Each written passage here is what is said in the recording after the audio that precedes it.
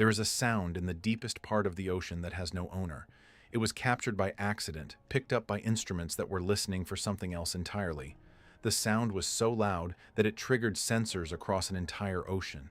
It was so low in frequency that it moved through water like a seismic wave, traveling thousands of miles without losing its power. And when scientists first heard it, they had no explanation. They had no animal to match it to. They had no geological event that could produce it. They had nothing but a recording and a question that has never been fully answered. What made the bloop? That question has followed oceanographers for nearly 3 decades now. It has become the most famous unexplained sound in the history of marine acoustics. It has inspired theories ranging from the plausible to the extraordinary, from cracking icebergs to creatures larger than any known animal on Earth. And tonight, we are going to descend into that mystery together. We are going to follow the sound to its source, or as close to its source as anyone has ever gotten. We are going to explore the science, the speculation, and the lingering uncertainty that surrounds one of the most haunting recordings ever pulled from the deep. But before we get to the bloop itself, we need to understand something more fundamental. We need to understand how little we actually know about what lives in the ocean. Because the bloop is not an isolated mystery. It is a symptom of a much larger ignorance, a gap in our knowledge that covers 2/3 of the planet. If you find this quiet exploration of the ocean's deepest mysteries something you truly enjoy, I would be grateful if you would like the video and subscribe. It is a quiet comfort to know that there are others who share this curiosity, who want to look into the darkness together. And let me know in the comments where you are listening from tonight, and what time it is for you. There is something grounding about knowing that across the world, in different time zones and different rooms, other people are also drifting through these waters with us. Now let your breath slow. Let your shoulders settle. Let yourself sink a little deeper into the comfort of your bed. We are about to dive into waters so deep, so dark, so far from the world of light, that the creatures we find there may challenge everything you thought you knew about life on Earth. The ocean covers more than 70% of our planet. It is the largest habitat on Earth by volume, a 3-dimensional world that extends from the sunlit surface to the abyssal plains more than 6 miles below. And yet, we have mapped less than 20% of it in any kind of detail. We have better maps of the surface of Mars than we do of the seafloor. We have more photographs of the far side of the moon than we do of the deepest trenches of our own planet. Think about that for a moment. We live on a world that is mostly water. We depend on that water for our climate, our weather, our food, our very oxygen, and we have barely explored it. Every time we send a submersible into the deep, we discover something new. New species, new ecosystems, new geological formations that rewrite our understanding of how the Earth works. The deep ocean is not a solved puzzle. It is a frontier, and frontiers are where mysteries live. The bloop is one of those mysteries, but it is far from the only one. It is part of a family of unexplained sounds, a symphony of anomalies that have been recorded by hydrophones around the world. Some of these sounds have been identified, some remain stubbornly unknown, and some, like the bloop, have attracted explanations that feel definitive but leave just enough room for doubt to keep the question alive. In 1997, the National Oceanic and Atmospheric Administration, the agency that monitors the world's oceans and atmosphere, was operating a network of underwater microphones called hydrophones. These instruments were originally developed for military purposes to detect enemy submarines during the Cold War, but after the war ended, the network was repurposed for scientific research. The hydrophones were scattered across the Pacific Ocean, anchored to the seafloor, listening for the low-frequency sounds that travel so efficiently through water. The sounds they were designed to capture were things like earthquakes, volcanic eruptions, and the movements of tectonic plates. But the hydrophones captured everything. They captured the songs of whales, the rumble of ships, the crack of distant ice shelves breaking apart. And in the summer of 1997, they captured something that none of the scientists had ever heard before. It was a sound of extraordinary power. It was low in frequency, below the range of human hearing, but when it was sped up and brought into an audible range, it revealed itself as a deep, pulsating groan, followed by a series of reverberations that echoed across the ocean. The sound was detected by multiple hydrophones, spread across thousands of miles. That meant the source had to be incredibly loud, louder than any known animal, louder than any ship, louder than almost anything on Earth. The scientists who first analyzed the recording called it the Bloop. The name was informal, almost playful, but the implications were anything but. Because when they tried to identify the source, they came up empty. It did not match any known whale song. It did not sound like a geological event. It did not fit the acoustic signature of a ship or a submarine. It was something else. And for years, that something else remained a complete and total mystery. The Bloop became a legend almost immediately. It was featured in documentaries, discussed on internet forums, cited as evidence by cryptozoologists who believed that a creature of enormous size was hiding in the depths of the Pacific. The sound was compared to the calls of blue whales and fin whales, but it was far more powerful. Some researchers calculated that the animal responsible would have to be many times larger than a blue whale, the largest animal known to have ever lived on Earth. A creature that size would be a leviathan in the truest sense, a sea monster made real by modern technology.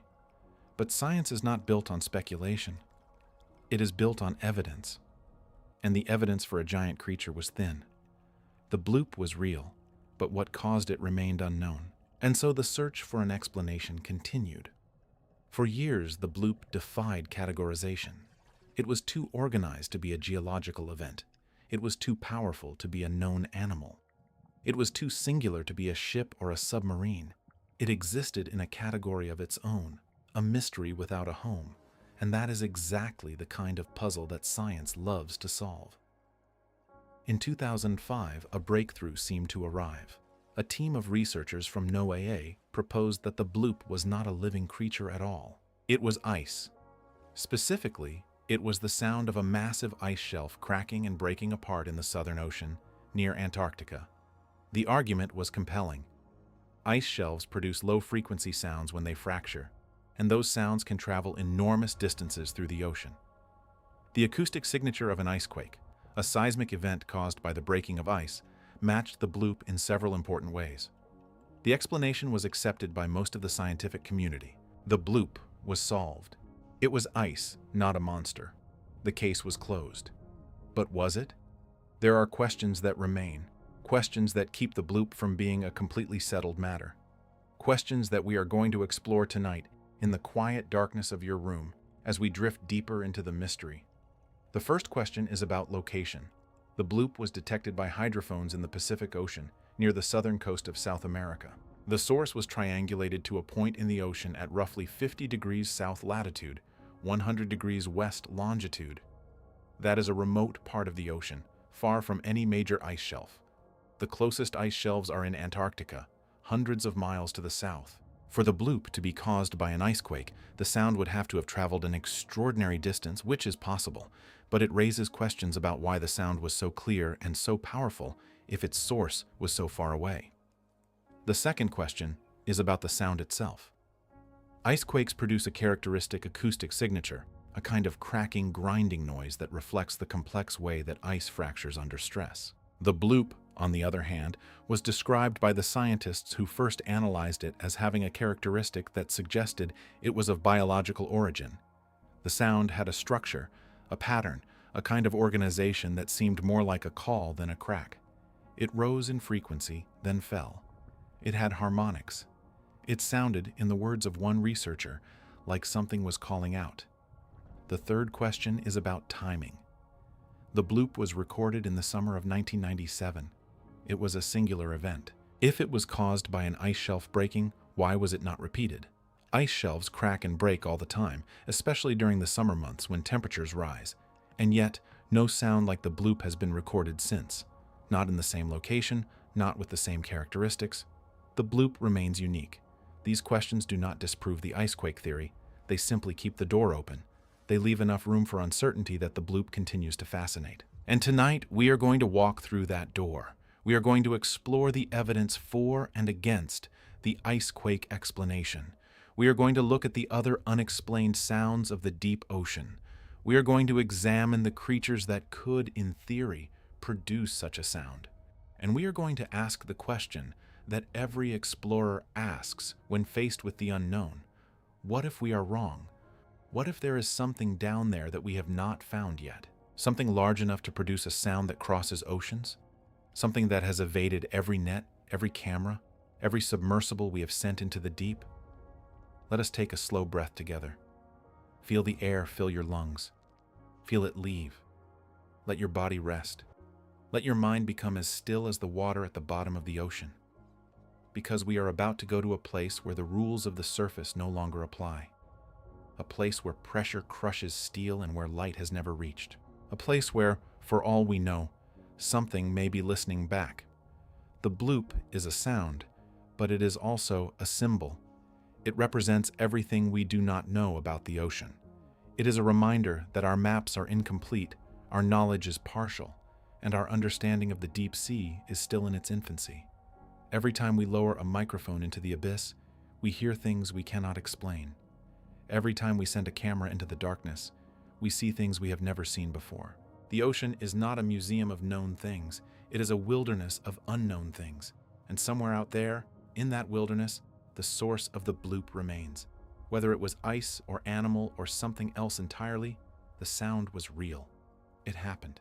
And the question of what made it has never been fully put to rest. That is where we begin tonight, with a sound from the deep, a sound that has no owner. Let us listen. The bloop was recorded on 2 separate occasions in the summer of 1997. The first recording was made by the United States Navy's Sound Surveillance System, or SOSUS, a network of hydrophones originally designed to track Soviet submarines. The SOSUS network is one of the most sensitive acoustic monitoring systems ever built. It consists of arrays of hydrophones anchored to the seafloor, connected by cables to shore-based processing stations. These arrays can detect sounds at extremely low frequencies, down to a few hertz, far below the range of human hearing. And they can pinpoint the location of a sound source with remarkable accuracy, using the slight differences in arrival time between the various hydrophones. When the SOSUS network detected the bloop, the system automatically recorded the data and flagged it as an anomaly. The recording was then analyzed by oceanographers at NOAA's Pacific Marine Environmental Laboratory in Seattle. They were the ones who first noticed that the sound did not match any known source. They were the ones who gave it the name that would become famous. The bloop was recorded at a frequency of approximately 7 hertz, with a duration of about 1 minute. When sped up 16 times to bring it into the audible range, it sounded like a deep, rumbling growl, followed by a series of fading echoes. The sound had a characteristic that acousticians call a frequency sweep, meaning it changed in pitch over time. This is a common feature of biological sounds, such as whale songs, but it is less common in geological or mechanical sounds. The amplitude of the bloop was extraordinary. It was detected by hydrophones at multiple locations across the Pacific, including sensors at 50 degrees south latitude, sensors near Easter Island, and sensors off the coast of South America. The sound was loud enough to be recorded by instruments that were more than 3,000 miles apart. To put that in perspective, a sound that loud would have to be produced by something with an enormous amount of energy. A blue whale, the largest animal on Earth, produces a call that can travel several hundred miles under ideal conditions. The bloop was at least an order of magnitude more powerful. When the scientists estimated the size of the source based on the sound's amplitude, they arrived at a number that was difficult to accept. If the bloop was produced by an animal, that animal would have to be significantly larger than a blue whale, significantly larger than any known creature in the history of life on Earth. That is a conclusion that makes most biologists uncomfortable, and rightly so. Extraordinary claims require extraordinary evidence, and the bloop, for all its power, is just a sound. It is not a carcass, it is not a tooth, it is not a photograph. It is a recording, and recordings can be misleading. But the possibility, however remote, is enough to keep the imagination alive. The bloop was not the first unexplained sound recorded by the SOSUS network, and it was not the last. Over the years, the network has captured a variety of acoustic anomalies, sounds that defy easy explanation. There is the sound known as Julia, recorded in 1999, a warbling, descending tone that lasted for about 15 seconds and was detected by hydrophones across the entire Pacific. There is the upsweep, a recurring sound that appears every spring and autumn, sweeping upward in frequency before abruptly cutting off. There is the whistle, a long, high-pitched sound that seems to move across the ocean. There is the Western Pacific biotwang, a bizarre 5-part call recorded in the Mariana Trench that sounds partially organic and partially mechanical. Each of these sounds has its own proposed explanation. Julia was later attributed to an iceberg grounding on the seafloor near Antarctica. The upsweep is thought to be caused by volcanic activity. The whistle may be related to underwater volcanic vents. The Western Pacific biotwang may be the call of an unknown whale species or a previously undocumented vocalization of a known one. But the bloop remains the most famous because it was the most powerful, the most mysterious, and the most resistant to explanation.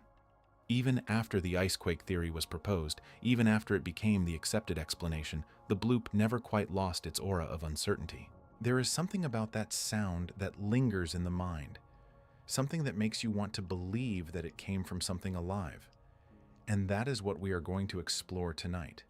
Not just the bloop, but the broader question of what could be living in the deep ocean that we have not yet discovered. Because the bloop is not an isolated phenomenon. It is connected to a larger pattern of evidence, a pattern that includes scars on whales, sightings by fishermen, sonar contacts by naval vessels, and the persistent legend of sea serpents and leviathans that has existed in every maritime culture in human history. We are going to examine that evidence. We are going to separate the plausible from the fantastic. And we are going to ask the question that lies at the heart of this mystery. Could a living creature still be down there? Let us begin our descent. The first thing you need to understand about the deep ocean is that it is not empty. It is not a void. It is a living world, teeming with life in forms that we are only beginning to catalog. Every year, marine biologists discover thousands of new species. Every expedition to the deep sea returns with specimens that have never been seen before. The number of undiscovered species in the ocean is estimated to be in the millions, possibly tens of millions. We have named and described only a tiny fraction of the life that exists in the sea. This is not an exaggeration. The Census of Marine Life, a decade-long international effort to catalog the diversity of ocean life, estimated that there are between 1 and 2 million eukaryotic species in the ocean. Of those, only about 250,000 have been formally described. That means that up to 80% of marine species are unknown to science. And those are just the eukaryotic species, the ones with complex cells. The number of bacterial and archaeal species is orders of magnitude larger and almost completely unexplored. We do not know what is down there. That is the simple truth. We have explored perhaps 5% of the ocean volume. The remaining 95% is a realm of darkness and pressure that we have barely glimpsed. And in that unseen world, there could be almost anything. Consider the coelacanth. Before 1938, the coelacanth was known only from fossils. It was believed to have gone extinct at the end of the Cretaceous period, 66 million years ago, along with the dinosaurs. It was considered a classic example of a living fossil, a creature that had vanished from the Earth long before humans existed. Then, in December of 1938, a fishing trawler off the coast of South Africa pulled up a strange, 5-foot-long fish with lobed fins and a distinctive tail. The fish was identified as a coelacanth. A living coelacanth, a species that had been declared extinct, was suddenly, impossibly, alive. The discovery of the coelacanth was a shock to the scientific world. It proved that large, conspicuous animals could remain hidden from science for centuries. It proved that our understanding of what exists in the ocean is incomplete, and it raised the possibility that other supposed extinct species might still be out there, waiting to be found. The coelacanth is not the only example. The megamouth shark was first discovered in 1976, when a U.S. Navy ship hauled up a specimen that had become entangled in a sea anchor. Before that, the megamouth was completely unknown to science. Today, fewer than 300 specimens have been observed, and we still know very little about its behavior, its habitat, or its population size. The megamouth is a large shark, reaching lengths of up to 5 meters. It should not be easy to hide, and yet it did for centuries.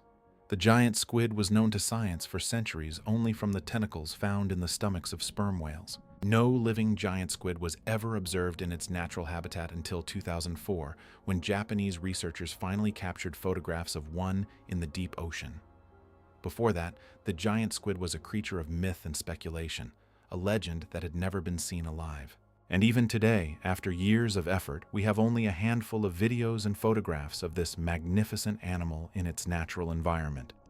If these creatures can remain hidden, What else could be down there? Let us pause and let that question settle. The coelacanth was hidden for 66 million years. The megamouth was hidden for all of human history until 1976. The giant squid was hidden until 2004. Each of these animals is large, conspicuous, and undeniably real, and each one evaded detection for centuries. If these creatures could stay hidden, what about something that lives deeper in the Hadal zone, miles below the surface? What about something that never comes to the surface at all? The deep ocean is not just a place where things are hidden, it is a place where things change. The pressure, the cold, the darkness, the scarcity of food, all of these factors shape the creatures that live there in ways that are difficult to predict. We know that deep-sea gigantism exists, a phenomenon where creatures that are small in shallow water become enormous in the deep.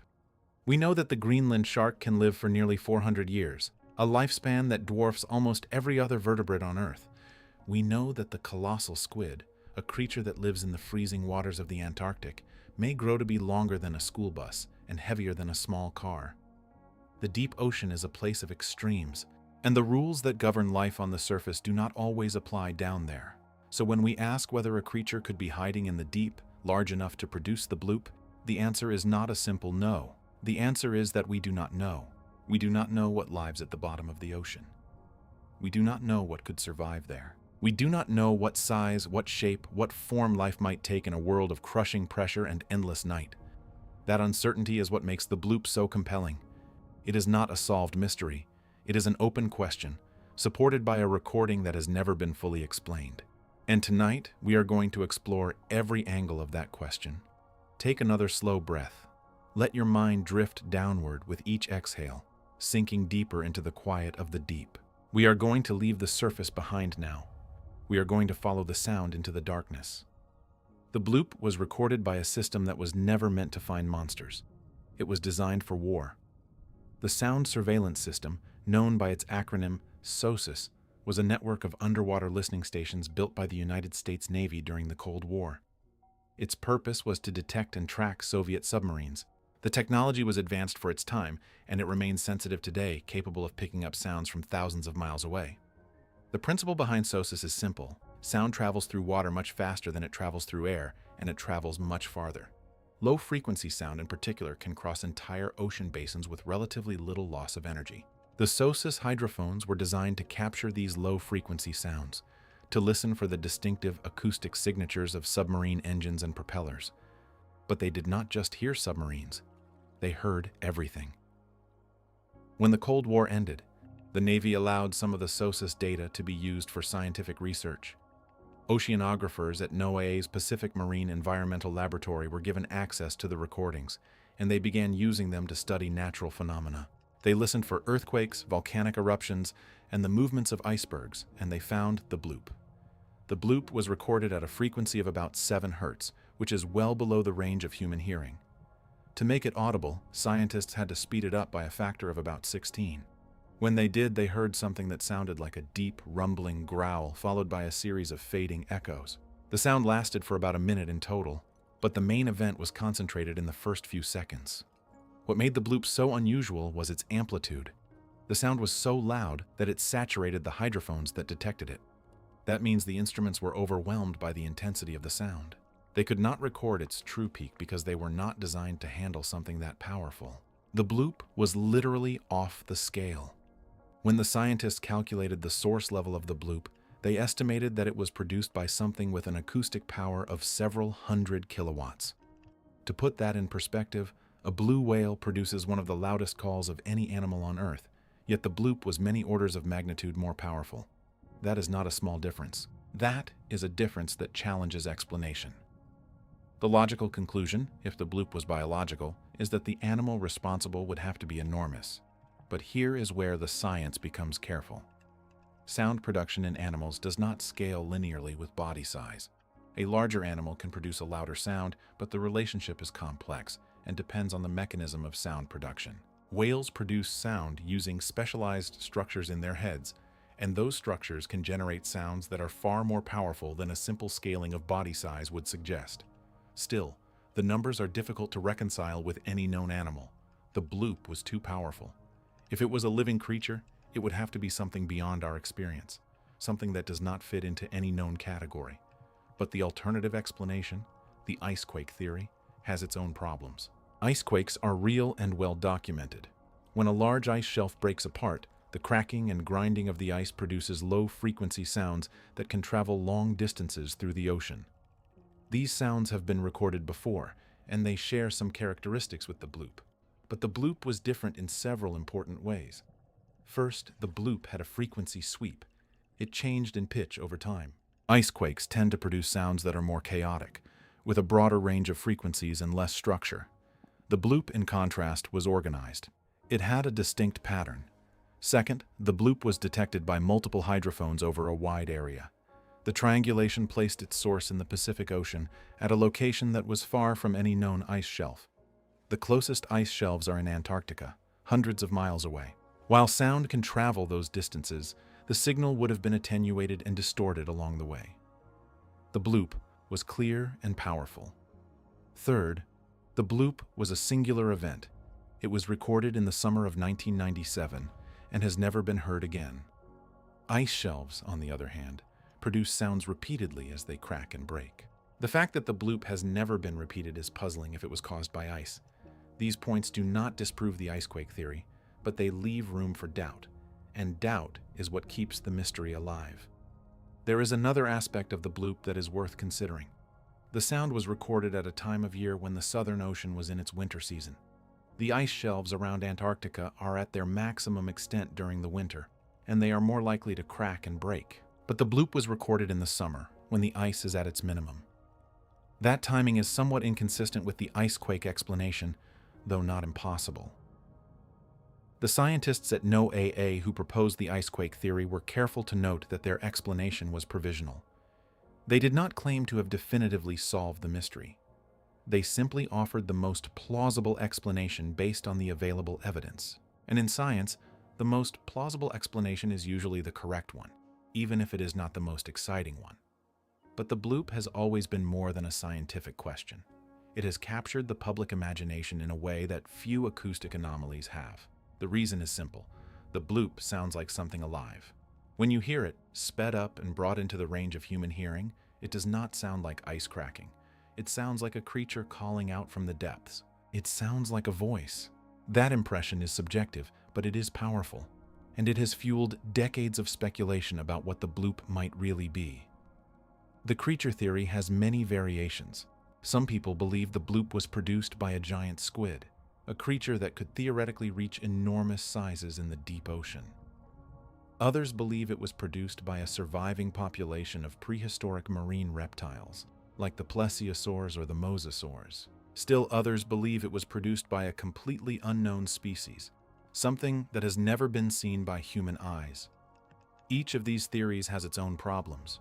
Giant squid are real, but they are not large enough to produce a sound of the bloop's magnitude. The largest known giant squid are about 40 feet long, and while that is impressive, they are not hundreds of thousands of times more powerful than a blue whale. Prehistoric marine reptiles are even less plausible. They would need to breathe air, which means they would have to come to the surface regularly, and they would have been seen. The ocean is not so large that a population of air-breathing reptiles could remain hidden for millions of years. But the idea of an unknown species, something that has never been seen, is not as far-fetched as it might seem. The deep ocean is vast, and we have explored almost none of it. The Hadal Zone, the deepest part of the ocean, was once thought to be sterile. We now know that it teems with life, but we have only scratched the surface of what lives there. The Mariana Trench is one of the most unexplored places on Earth, and there are dozens of other trenches, each as deep and as unknown. So the question is not whether an unknown creature could exist in the deep. The question is whether an unknown creature could produce a sound as powerful as the bloop. And that question cannot be answered with certainty, because we do not know what the deep ocean contains. The bloop is a reminder of our ignorance. It is a challenge to our confidence that we have cataloged all the large creatures on Earth. It is an invitation to explore further, to listen more carefully, and to keep an open mind about what we might find. In the years since the bloop was recorded, our understanding of the deep ocean has advanced significantly. We have discovered new species, new ecosystems, and new phenomena that were previously unimaginable. We have mapped more of the seafloor and deployed more instruments to listen to the sounds of the deep. And yet, the bloop remains unexplained. Not definitively, but stubbornly. It remains a question mark in the margins of our knowledge. The icequake theory is the accepted explanation, but it is not the only explanation, and it is not the final word. The bloop is still studied, still discussed, still debated. It has become a classic case study in the difficulty of identifying sounds in the ocean. Let us stay with this uncertainty for a moment. Let it settle into your mind like sediment falling through water. The fact that we do not know is itself a kind of knowledge. It is an acknowledgement that the ocean is larger than our understanding, that the deep is deeper than our reach, and that the darkness below us still holds secrets. Take a slow breath. Let your body relax. Let the sound of my voice carry you deeper into the quiet of the night. We are going to continue our descent now, moving from the bloop itself to the broader context of unexplained sounds in the ocean. Because the bloop is not alone. It is part of a chorus of anomalies that have been recorded over the years, a symphony of sounds that we cannot fully explain. In 1999, 2 years after the bloop, the SOSUS network recorded another mysterious sound.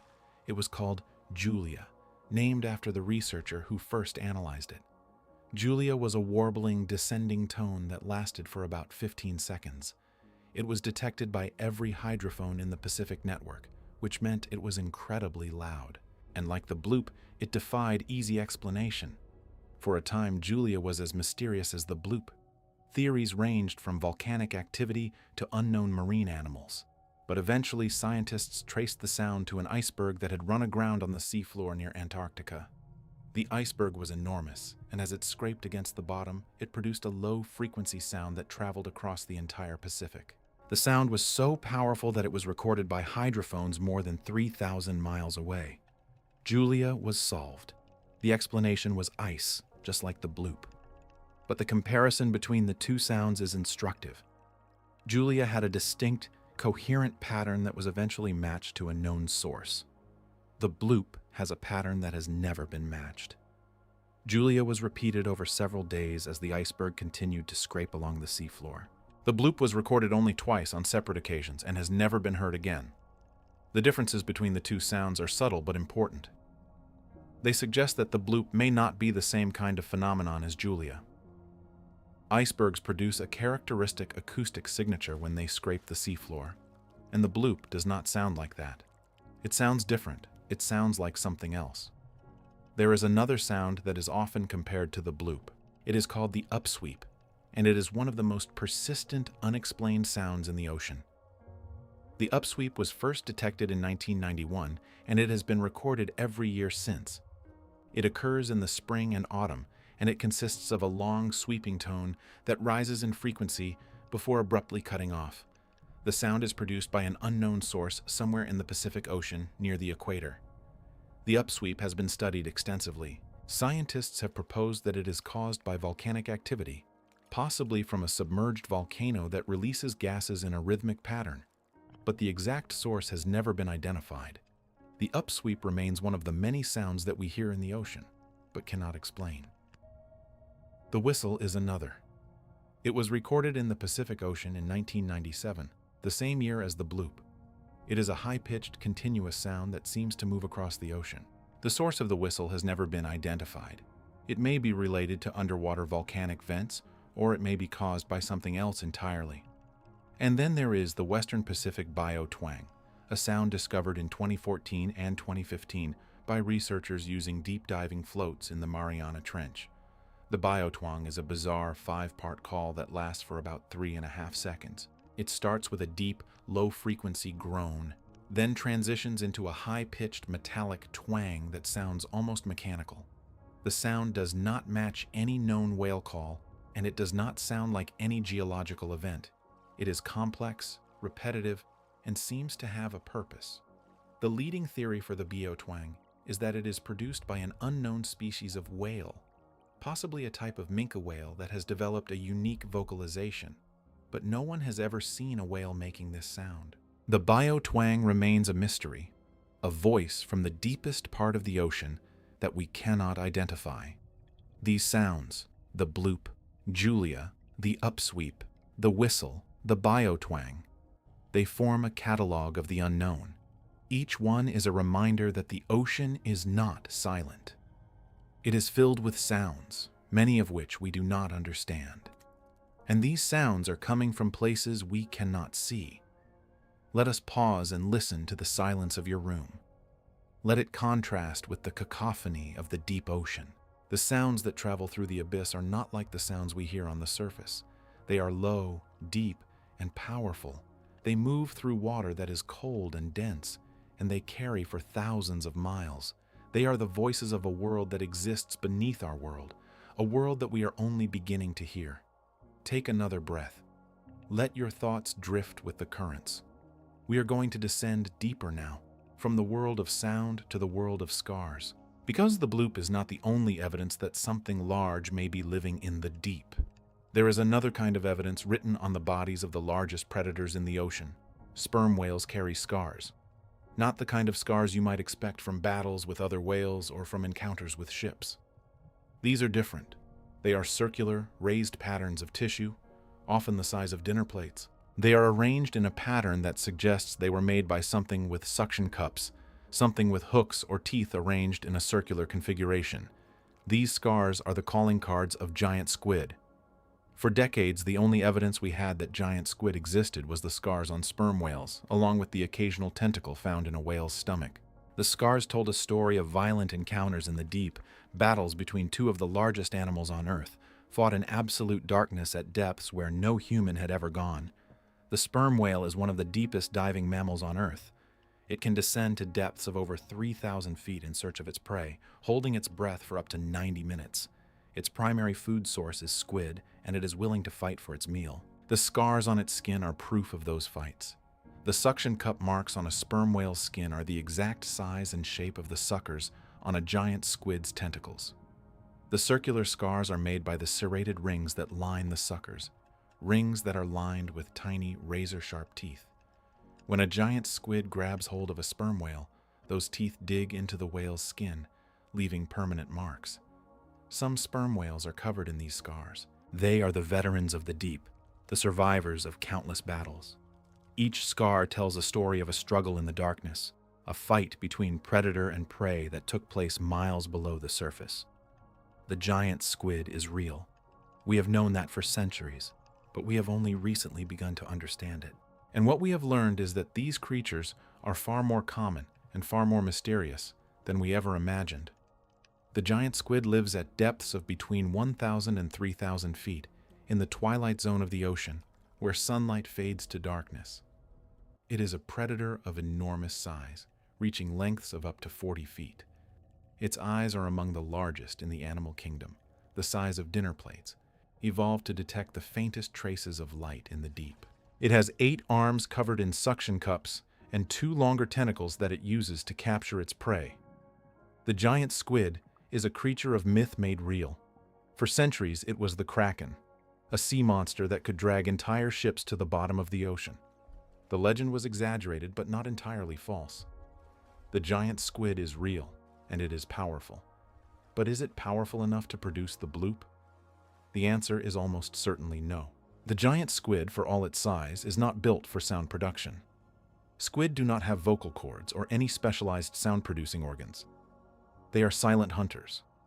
They move through the water using jet propulsion, and they communicate using visual signals and chemical cues. They do not call out across the ocean.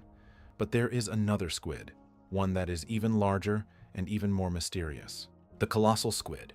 The colossal squid lives in the coldest waters of the Antarctic at depths that can exceed 6,000 feet.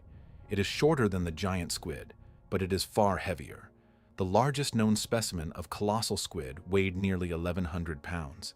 Its tentacles are armed with swiveling hooks, not just suction cups, making it a far more formidable predator. The colossal squid has eyes the size of soccer balls, the largest of any known animal. It has a beak that can crush bone. It is, by any measure, one of the most impressive predators in the ocean. But like the giant squid, the colossal squid is silent. It does not produce sound. It does not call. It hunts in the darkness, using its enormous eyes to detect the faint bioluminescent glow of its prey. If the bloop was produced by a creature, that creature would have to have a sound-producing organ, something like the vocal apparatus of a whale, and neither the giant squid nor the colossal squid has such an organ. So the bloop cannot be a squid. But that does not mean that the bloop is not a creature. It simply means that if it is a creature, it is something that we have not yet discovered. Something that has evolved a way to produce sound in the deep ocean, a way that is unlike anything we have seen before. Is that possible? The answer is yes. The deep ocean is full of surprises. Every time we explore it, we find things that we did not expect. The giant squid itself was a surprise. The colossal squid was a surprise. The coelacanth was a surprise. The megamouth shark was a surprise. The list goes on and on. The deep ocean is the last great wilderness on Earth. And in that wilderness, there could be almost anything. Let the image of that wilderness fill your mind. A place of darkness and cold, where pressure would crush you in an instant. A place where light has never reached, where the only illumination comes from the bodies of the creatures themselves. A place where giants may still be hiding, unseen and unknown. We are going to continue our descent now, moving from the realm of the squid to the realm of the whales to understand the true masters of sound in the ocean. Because if the bloop was biological, it was likely produced by something that has a lot in common with the whales we already know. Something with a voice that can cross oceans. Whales are the undisputed champions of sound production in the ocean. The blue whale, the largest animal ever to have lived, produces calls that can reach a volume of 188 decibels. That is louder than a jet engine at takeoff. And those calls can travel for hundreds of miles through the ocean, allowing blue whales to communicate across vast distances. The fin whale, the second largest animal on Earth, produces calls at such a low frequency that they are almost below the range of human hearing. These calls are so powerful that they can be detected by hydrophones thousands of miles away. In fact, fin whale calls have been used to study the structure of the ocean floor because they penetrate the seabed and reflect off geological layers. The sperm whale, the largest of the toothed whales, produces clicks that are among the loudest sounds ever recorded in the ocean. These clicks can reach a volume of 230 decibels, and they are used for echolocation, allowing sperm whales to hunt in the darkness of the deep. The clicks are so powerful that they can stun or even kill prey. These are the sound makers of the ocean, and they are impressive, but none of them can produce a sound as powerful as the bloop. Not the blue whale, not the fin whale, not the sperm whale. The bloop was in a different league entirely. The scientists who analyzed the bloop estimated that if it was biological, the animal responsible would have to be significantly larger than a blue whale. How much larger? Some estimates suggested that the creature would need to be many times the size of the largest known animal on Earth. A creature that large would not just be a giant, it would be a leviathan beyond anything we have ever encountered. But here is where the science becomes tricky. The size estimate was based on assumptions about how sound scales with body size. Those assumptions may not be valid for an unknown creature. If the hypothetical creature had a different mechanism for producing sound, a more efficient mechanism, it could produce a louder sound without being larger. The equations that predict sound output from body size are based on known animals, and they may not apply to something that has evolved in a completely different environment. In other words, the bloop could have been produced by a creature that is not as large as the estimates suggest. If that creature has evolved a specialized sound-producing organ that we have never seen before. And the deep ocean is full of specialized organs that we have never seen before. Consider the anglerfish. It has a bioluminescent lure that it uses to attract prey. That lure is a specialized organ that evolved in the darkness of the deep. Consider the dragonfish. It has red bioluminescent searchlights that allow it to see prey that cannot see it. That is a specialized organ that evolved in response to the unique conditions of the deep. Consider the hatchetfish. It has reflective plates on its belly that allow it to blend in with the faint light from above, making it nearly invisible. That is a specialized organ that evolved for a specific purpose in a specific environment. If the deep ocean can produce these extraordinary adaptations, why not a sound-producing organ that is more powerful than anything we have seen on the surface? The deep ocean is a place of extremes, and the life that lives there is correspondingly extreme. It would not be surprising if some creature in the deep had evolved a way to produce sounds that are far more powerful than anything a surface-dwelling animal can manage. This is speculation, of course, but it is informed speculation, based on what we know about the deep ocean and the creatures that live there. The bloop remains unexplained, and one possible explanation is that it was produced by a creature that we have not yet discovered. The icequake theory is more mundane, but it is also more scientific. It is based on known phenomena and measurable data. Ice shelves do produce sounds when they break apart, and those sounds can travel long distances through the ocean. The bloop fits the general pattern of an icequake, even if there are some discrepancies in the details. The scientists at NOAA who proposed the icequake theory were aware of these discrepancies. They acknowledged that the bloop had some unusual characteristics, but they argued that those characteristics could be explained by the specific conditions of the ice break. Every icequake is different, they pointed out, and the bloop could simply be an icequake that occurred under unusual circumstances. This is a reasonable scientific position. Extraordinary claims require extraordinary evidence, and the evidence for a giant creature is far from extraordinary. The icequake theory is simple, plausible, and consistent with the available data. It is the kind of explanation that science prefers, because it does not require the invention of new entities or the revision of existing knowledge. But the bloop has never been definitively linked to an icequake. No one has identified the specific ice shelf that supposedly produced the sound. No one has captured an icequake with the same acoustic characteristics as the bloop and compared the two. The theory remains an inference, not a proof. And that is why the bloop continues to fascinate. It is not a closed case. It is an open question, one that has not been fully resolved. And open questions are the lifeblood of exploration. Let us take a moment to appreciate the beauty of an unsolved mystery. In a world where information is abundant and answers are readily available, there is something precious about a question that has no definitive answer. The bloop is such a question. It is a puzzle that has not been solved, and it invites us to wonder, to speculate, and to explore. We are going to leave the bloop for now and turn to another kind of evidence. Evidence that is written in the deep history of the Earth, in the fossil record, and in the biology of the creatures that live in the ocean today. Because the question of whether a large creature could be hiding in the deep is not just about sound. It is about biology, ecology, and the rules that govern life on Earth. The fossil record tells us that the ocean has been home to enormous creatures in the past. The ichthyosaurs of the Mesozoic era were dolphin-like reptiles that could reach lengths of over 50 feet.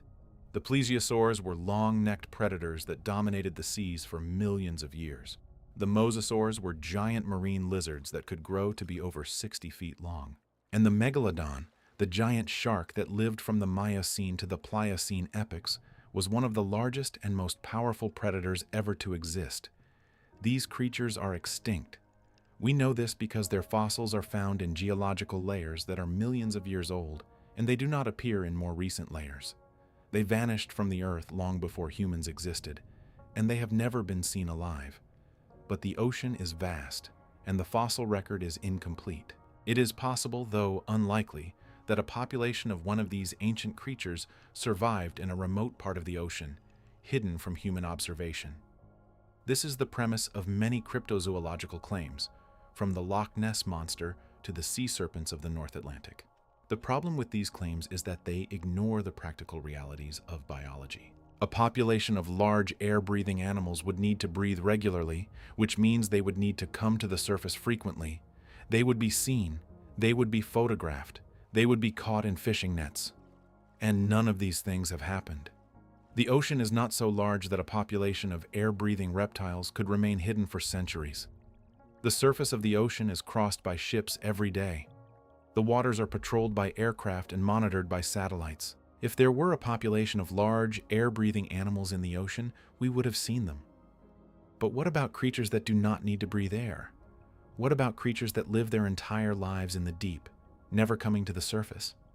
Those creatures could, in theory, remain hidden, and that brings us back to the bloop. If the bloop was produced by a creature, that creature is almost certainly not an air-breathing reptile. It would have to be something that spends its entire life in the deep, something that never surfaces. And that means it would have to be a fish, a squid, or a marine mammal that has evolved the ability to stay submerged for extended periods. Marine mammals like whales and seals need to breathe air. They can stay submerged for long periods, but they must eventually return to the surface.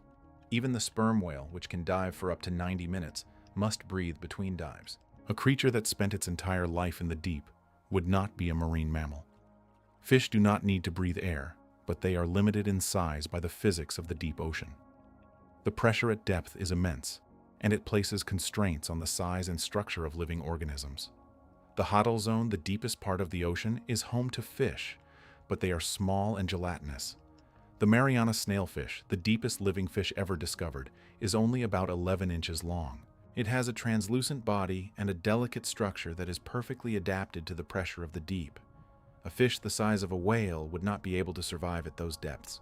The pressure would be too great, and the fish's body would not be able to support its own mass. Fish are buoyant in water, but their tissues are not strong enough to resist the crushing force of the deep if they grow too large. Squid, on the other hand, can grow to enormous sizes in the deep. The giant squid and the colossal squid are proof of that. These creatures are invertebrates, and they have a different kind of body structure that allows them to grow larger than fish. They are not constrained by the same physical limitations. But squid do not produce sound. They have no vocal cords, no specialized sound-producing organs. They are silent hunters. And while it is possible that an unknown species of giant squid has evolved a way to produce sound, there is no evidence for it. So where does that leave us? It leaves us with the possibility that the bloop was produced by an unknown creature, but that creature would have to be something that we have not yet encountered. Something that combines the size of a whale with the deep-sea adaptations of a squid. Something that has evolved a sound-producing organ that allows it to communicate across vast distances in the dark. Is that possible? The answer is that we do not know. And that is the point. The deep ocean is so poorly explored that we cannot rule out the existence of large, unknown creatures. We can only say that the evidence for them is thin, and that the most plausible explanation for the bloop is non-biological.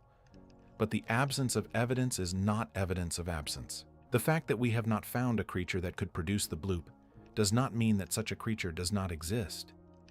It only means that we have not found it yet. Let that uncertainty settle into your mind. Let it become a comfortable space, a place where questions live without answers.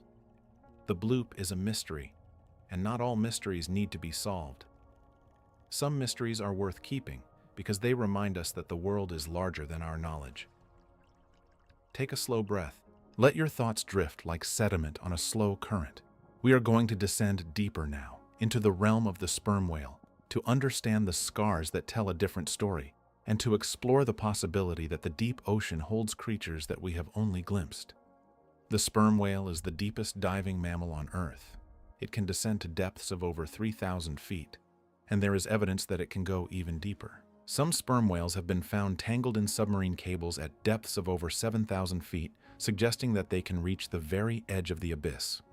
What are they doing down there? They are hunting. The sperm whale's primary prey is squid, and it will go to extraordinary lengths to find them.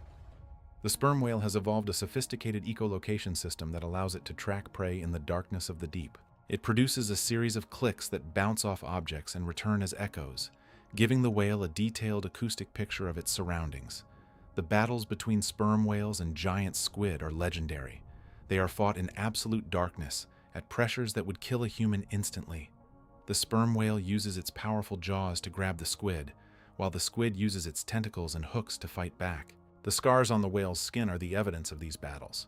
But there is another mystery hidden in the behavior of sperm whales. They sometimes produce sounds that do not fit the pattern of echolocation. They produce patterns of clicks that seem to have a social function, a kind of language. And sometimes they produce sounds that are so loud and so low that they can be detected across entire ocean basins. Could a sperm whale have produced the bloop? The answer is no. Sperm whale clicks are powerful, but they are not as powerful as the bloop. And the bloop was a continuous sound, not a series of clicks. The acoustic signature does not match. But what about an unknown species of whale? There are only about 90 species of whales, dolphins, and porpoises in the world. Most of them are well studied, but there is always the possibility of a new species, especially in the remote waters of the Southern Ocean. New species of whales are rare, but they have been discovered in recent history. The spade-toothed whale, one of the rarest and least known whales in the world, was only identified from a handful of specimens. The first complete specimen was found in 2010. If a new species of whale could be hiding in the Southern Ocean, a species that is adapted to the deepest parts of the ocean and capable of producing sounds of extraordinary power, then the bloop could be its voice. This is speculation, but it is not impossible. The Southern Ocean is one of the most remote and inhospitable regions on Earth. It is cold, stormy, and largely unexplored. Ships rarely travel there, and scientific expeditions are infrequent. It is entirely possible that a population of large whales could exist in that region without being detected. The bloop was recorded at a latitude of approximately 50 degrees south. That is in the Southern Ocean, north of Antarctica. It is a region of deep water and strong currents, a place where the Antarctic circumpolar current flows uninterrupted around the continent. It is a place where large creatures could live and move without being seen. So the possibility remains. The bloop could have been produced by an unknown species of whale, a deep-diving leviathan that rarely surfaces and has never been observed by human eyes. It is a romantic idea, but it is also a scientific hypothesis. And like all scientific hypotheses, it is testable. We just need to go and look. Let us pause here. Let the image of the Southern Ocean fill your mind. The cold, dark water, the endless horizon, the storms that rage across the surface, and beneath it all, the deep, where something may be calling out in a voice that crosses oceans. Take another breath. We are going to turn now from the ocean's sounds to its creatures, from the voice to the body. We are going to explore the biology of the deep, and we are going to ask what kind of creature could possibly survive in a world of crushing pressure and absolute darkness. The deep ocean is a place of harsh limitations. It is cold, dark, and under tremendous pressure. Food is scarce. Space is limited. The conditions that make life possible on the surface are absent or transformed down there. And yet, life thrives. The creatures of the deep have evolved extraordinary adaptations to survive in this environment. They have bioluminescent organs that produce light in the darkness. They have enormous eyes that can detect the faintest traces of light. They have slow metabolisms that allow them to survive on a meager diet of marine snow. They have gelatinous bodies that can withstand the pressure of the deep. But there is another adaptation that is less well known, and it is one of the strangest phenomena in all of biology. It is called deep-sea gigantism. Deep-sea gigantism is the tendency of creatures that are small in shallow water to become enormous in the deep. It has been observed in a wide range of organisms, from crustaceans to worms to fish. The exact cause of this phenomenon is not fully understood, but several theories have been proposed. One theory is that the cold temperatures of the deep slow down metabolism, allowing creatures to live longer and grow larger. In shallow water, most creatures have short lifespans and fast growth rates. In the deep, lifespans are extended and growth continues throughout life. A deep-sea creature may simply keep growing for centuries, reaching sizes that would be impossible in the warm, fast-paced world of the surface. Another theory is that gigantism is a response to the scarcity of food. In an environment where meals are rare, a larger body can store more energy reserves. A giant amphipod, for example, can gorge itself on a whale carcass and then survive for months or even years on the stored fat. Size is an adaptation to feast and famine cycles. A third theory is that gigantism is related to pressure. The high pressure of the deep may affect the biochemical processes that regulate growth, leading to larger body sizes. This theory is less well supported than the others, but it cannot be ruled out. Whatever the cause, deep-sea gigantism is real. It has produced some of the most remarkable creatures on Earth. The supergiant amphipod is a perfect example. Amphipods are small crustaceans that are common in shallow water. They are usually no larger than a fingernail, but in the deep ocean there is a species of amphipod that grows to be over a foot long. It is called Alachella gigantea, and it was first discovered in the Kermadec Trench. When scientists pulled up their traps from the deep, they found these pale giant crustaceans crawling among the bait. They were stunned. The giant isopod is another example. Isopods are related to pillbugs and woodlice. They are small, unremarkable creatures in shallow water, but in the deep, they can grow to be over a foot and a half long, with a hard, armored exoskeleton that makes them look like something from another planet. The giant isopod is a scavenger, feeding on the carcasses of dead fish and whales that fall to the seafloor. The giant sea spider is another example. Sea spiders are marine arthropods that are common in shallow water, where they are usually tiny and delicate. In the deep, they can grow to be over a foot across, with long, spindly legs that make them look like something from a horror movie. And then there is the Greenland shark. The Greenland shark is not a product of deep-sea gigantism in the same way as the amphipod or the isopod. It lives in cold, deep waters, but it is a vertebrate, not an invertebrate. And it is one of the most extraordinary animals on Earth. The Greenland shark is the longest-lived vertebrate known to science. It can live for nearly 400 years.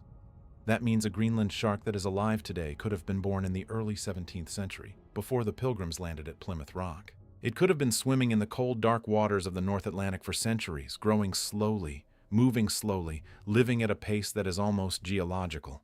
The Greenland shark can reach lengths of over 20 feet and weights of over 2,000 pounds. It is a massive animal, and it lives in some of the deepest and coldest waters on Earth, at depths of up to 7,000 feet. What is remarkable about the Greenland shark is not just its size and longevity, but its biology. It has a metabolism that is incredibly slow, even by the standards of deep-sea creatures. Its heart beats only a few times per minute. It moves through the water at a speed that is almost imperceptible. It seems to live in slow motion. The Greenland shark's eyes are often infested with a parasitic copepod that attaches to the cornea and feeds on the shark's tissue. This parasite can blind the shark, but the Greenland shark does not seem to need its eyes. It lives in such deep, dark water that vision is almost useless. Instead, it relies on its sense of smell and its ability to detect the electrical fields of its prey. The Greenland shark is a scavenger, but it is also a predator. It has been known to eat fish, seals, and even polar bears. How a creature that moves so slowly can catch a seal is a mystery, but it seems to do so by ambushing its prey, using the darkness and the cold to its advantage. What does the Greenland shark have to do with the bloop? It is evidence that the deep ocean can support large, long-lived creatures that are completely unlike anything we find on the surface. The Greenland shark is not a legend. It is real. It is a giant that lives in the deep, and we barely know anything about it. If the Greenland shark can remain hidden for centuries, what else could be down there? The deep ocean is not a uniform environment. It is divided into zones, each with its own characteristics. The sunlight zone extends from the surface to about 650 feet. This is where most of the ocean's life is concentrated. The twilight zone extends from 650 feet to about 3,000 feet. This is where light fades to darkness and where many deep-sea creatures live. The midnight zone extends from 3,000 feet to about 13,000 feet. This is a realm of perpetual darkness, where the only light is bioluminescent. And the Hadal zone extends from 13,000 feet to the bottom of the deepest trenches. This is the most extreme environment on Earth. The Hadal zone is named after Hades, the Greek god of the underworld. It is a fitting name. The Hadal zone is a place of crushing pressure, near-freezing temperatures, and total darkness. It was once thought to be sterile. We now know that it is teeming with life, but the life that lives there is strange and specialized. The Hadal zone is home to the deepest living fish ever discovered, the Mariana snailfish. It is also home to giant amphipods, sea cucumbers, and xenophyophores, which are giant single-celled organisms that can grow to be the size of a dinner plate. The Hadal zone is a world of extremes, and the creatures that live there are extremophils in the truest sense. But the Hadal zone is also the least explored environment on Earth. We have sent more people to the moon than to the deepest parts of the ocean. The Challenger. Deep. The deepest point in the Mariana Trench has been visited by only a handful of people. James Cameron made a solo dive there in 2012. He was the first person to go there in over 50 years. What did he find? He found a flat, desolate plain of fine sediment. He found a few small creatures, including amphipods and sea cucumbers. He found no monsters. But the Challenger Deep is only one trench. There are dozens of other trenches around the world, each one as deep and as unexplored. The Tonga Trench, the Kermadec Trench, the Philippine Trench, the Japan Trench, the Peru-Chile Trench. Each one is a separate world, a separate ecosystem, a separate realm of possibility. The Hadal Zone is not a single place. It is a collection of isolated habitats separated by vast distances of shallower water. The trenches are like islands in the deep, and each one may have its own unique fauna. The giant amphipods found in the Kermadec Trench may be different from those found in the Mariana Trench. The fish that live in the Tonga Trench may be different from those in the Japan Trench. We have barely scratched the surface of this hidden world. We have sent submersibles and cameras into a few of the trenches, but we have not systematically explored any of them. The Hadal Zone remains one of the great unknowns of our planet, and that is why the bloop continues to fascinate. It is not just a sound, it is a symbol of our ignorance. It is a reminder that there is a world beneath our feet that we have not yet explored, a world that may hold creatures beyond our imagination. Let us descend deeper into this world. Let us imagine what might be living in the trenches, in the darkness, under the pressure. Let us consider the possibility that the bloop was not ice, but breath. Let us think about what it would mean if there really is something down there, something large enough to make its voice heard across an entire ocean. Take a slow breath. Let the air fill your lungs and then release. Feel the weight of your body against the bed, and know that somewhere far below, in the cold and the dark, there is a world that we have barely glimpsed. The search for large, unknown creatures in the deep ocean is not new. It has been going on for centuries. Mariners have returned from long voyages with stories of sea serpents, giant squid, and leviathans that could swallow ships whole. These stories were dismissed as fantasy, but some of them turned out to be based on real animals. The giant squid is the most famous example. For centuries, the giant squid was a creature of myth. The ancient Greeks wrote about the kraken, a monster that could drag ships to the bottom of the sea. The legend persisted for millennia, and it was not until the late 19th century that the giant squid was finally recognized as a real animal. The first evidence came from the stomachs of sperm whales. Whalers would find the beaks and tentacles of giant squid in the whales' stomachs, suggesting that the whales were feeding on something large. In 1873, a giant squid was caught off the coast of Newfoundland. It was the first complete specimen ever examined by scientists. Since then, many more specimens have been found, and we now know that the giant squid is a real, living creature. But even today, we know very little about the giant squid. We have never seen one in its natural habitat for more than a few minutes. We do not know how many there are, where they live, or how they behave. The giant squid remains one of the most mysterious large animals on Earth. The colossal squid is even more mysterious. It was first described in 1925, based on tentacles found in the stomach of a sperm whale. The first complete specimen was not collected until 1981. The largest specimen ever found was captured in 2007 by a New Zealand fishing vessel. It weighed nearly 1,100 pounds and was about 33 feet long. The colossal squid lives in the Southern Ocean, in the cold waters around Antarctica. It is a deep-sea predator that hunts in the darkness, using its enormous eyes to detect the faint bioluminescent glow of its prey. It has hooks on its tentacles, not just suction cups, making it a far more formidable predator than the giant squid. But even the colossal squid, as impressive as it is not large enough to produce the bloop. It does not have the vocal equipment to produce sound. It is silent. So if the bloop was produced by a creature, that creature would have to be something new, something that we have never seen before, something that combines the size of a whale with the deep-sea adaptations of a squid, something that has evolved a voice that can cross oceans. Is this possible? The answer is yes. The deep ocean is the largest unexplored habitat on Earth. It is larger than all the land habitats combined. It is larger than all the shallow ocean habitats combined. It is a world of immense volume, and we have explored only a tiny fraction of it.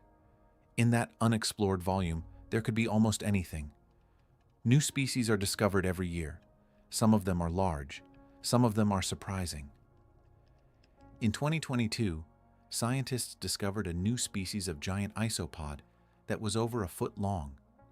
In 2023, a new species of deep-sea jellyfish was found that had a bell the size of a human head.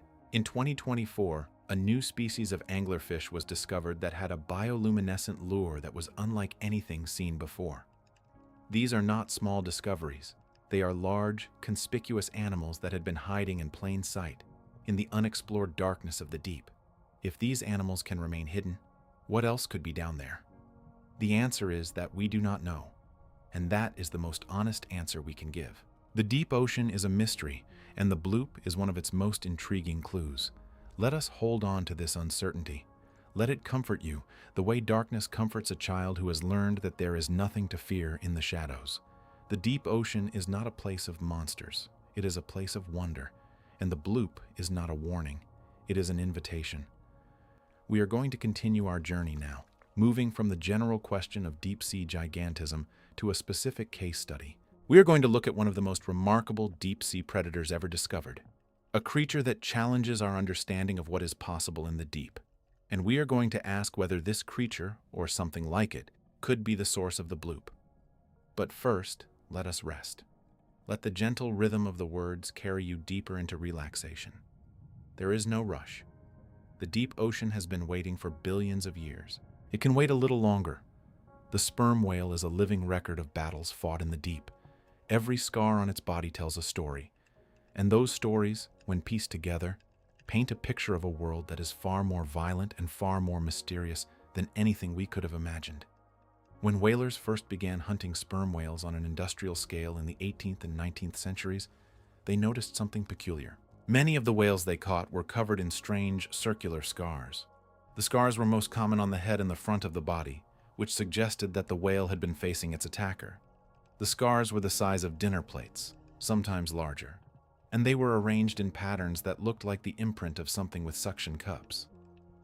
The whalers knew what these scars meant. They were the marks of the giant squid. The whales were fighting enormous squid in the depths, and the scars were the evidence of those battles.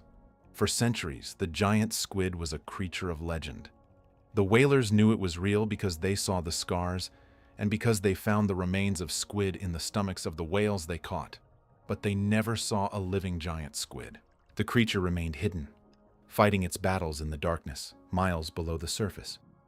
It was not until the late 20th century that scientists began to understand the full extent of these battles. In the 1990s, researchers attached cameras to sperm whales to study their behavior. The cameras recorded the whales diving to depths of over 3,000 feet, where they encountered giant squid.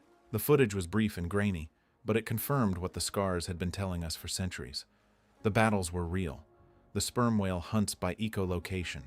It produces a series of clicks that bounce off objects and return as echoes. The clicks are so powerful that they can stun or even kill prey. The sperm whale uses its clicks to locate squid in the darkness, and then it grabs them with its powerful jaws. The giant squid fights back. It has 8 arms covered in suction cups and 2 longer tentacles that it uses to capture prey. The suction cups are lined with serrated rings of chitin, which are sharp enough to cut through the whale's skin. When the squid grabs hold of the whale, those rings dig in, leaving the circular scars that whalers have observed for centuries. The battle is a struggle for survival. The whale needs to eat the squid to survive. The squid needs to escape to survive. Both are fighting for their lives in a world of absolute darkness and crushing pressure. The scars on the whale's skin are the trophies of its victories, but there is something strange about the scars. Some of them are too large to have been made by a giant squid. The largest known giant squid have suction cups that are about 2 inches in diameter, but some of the scars on sperm whales are much larger, up to 18 inches across.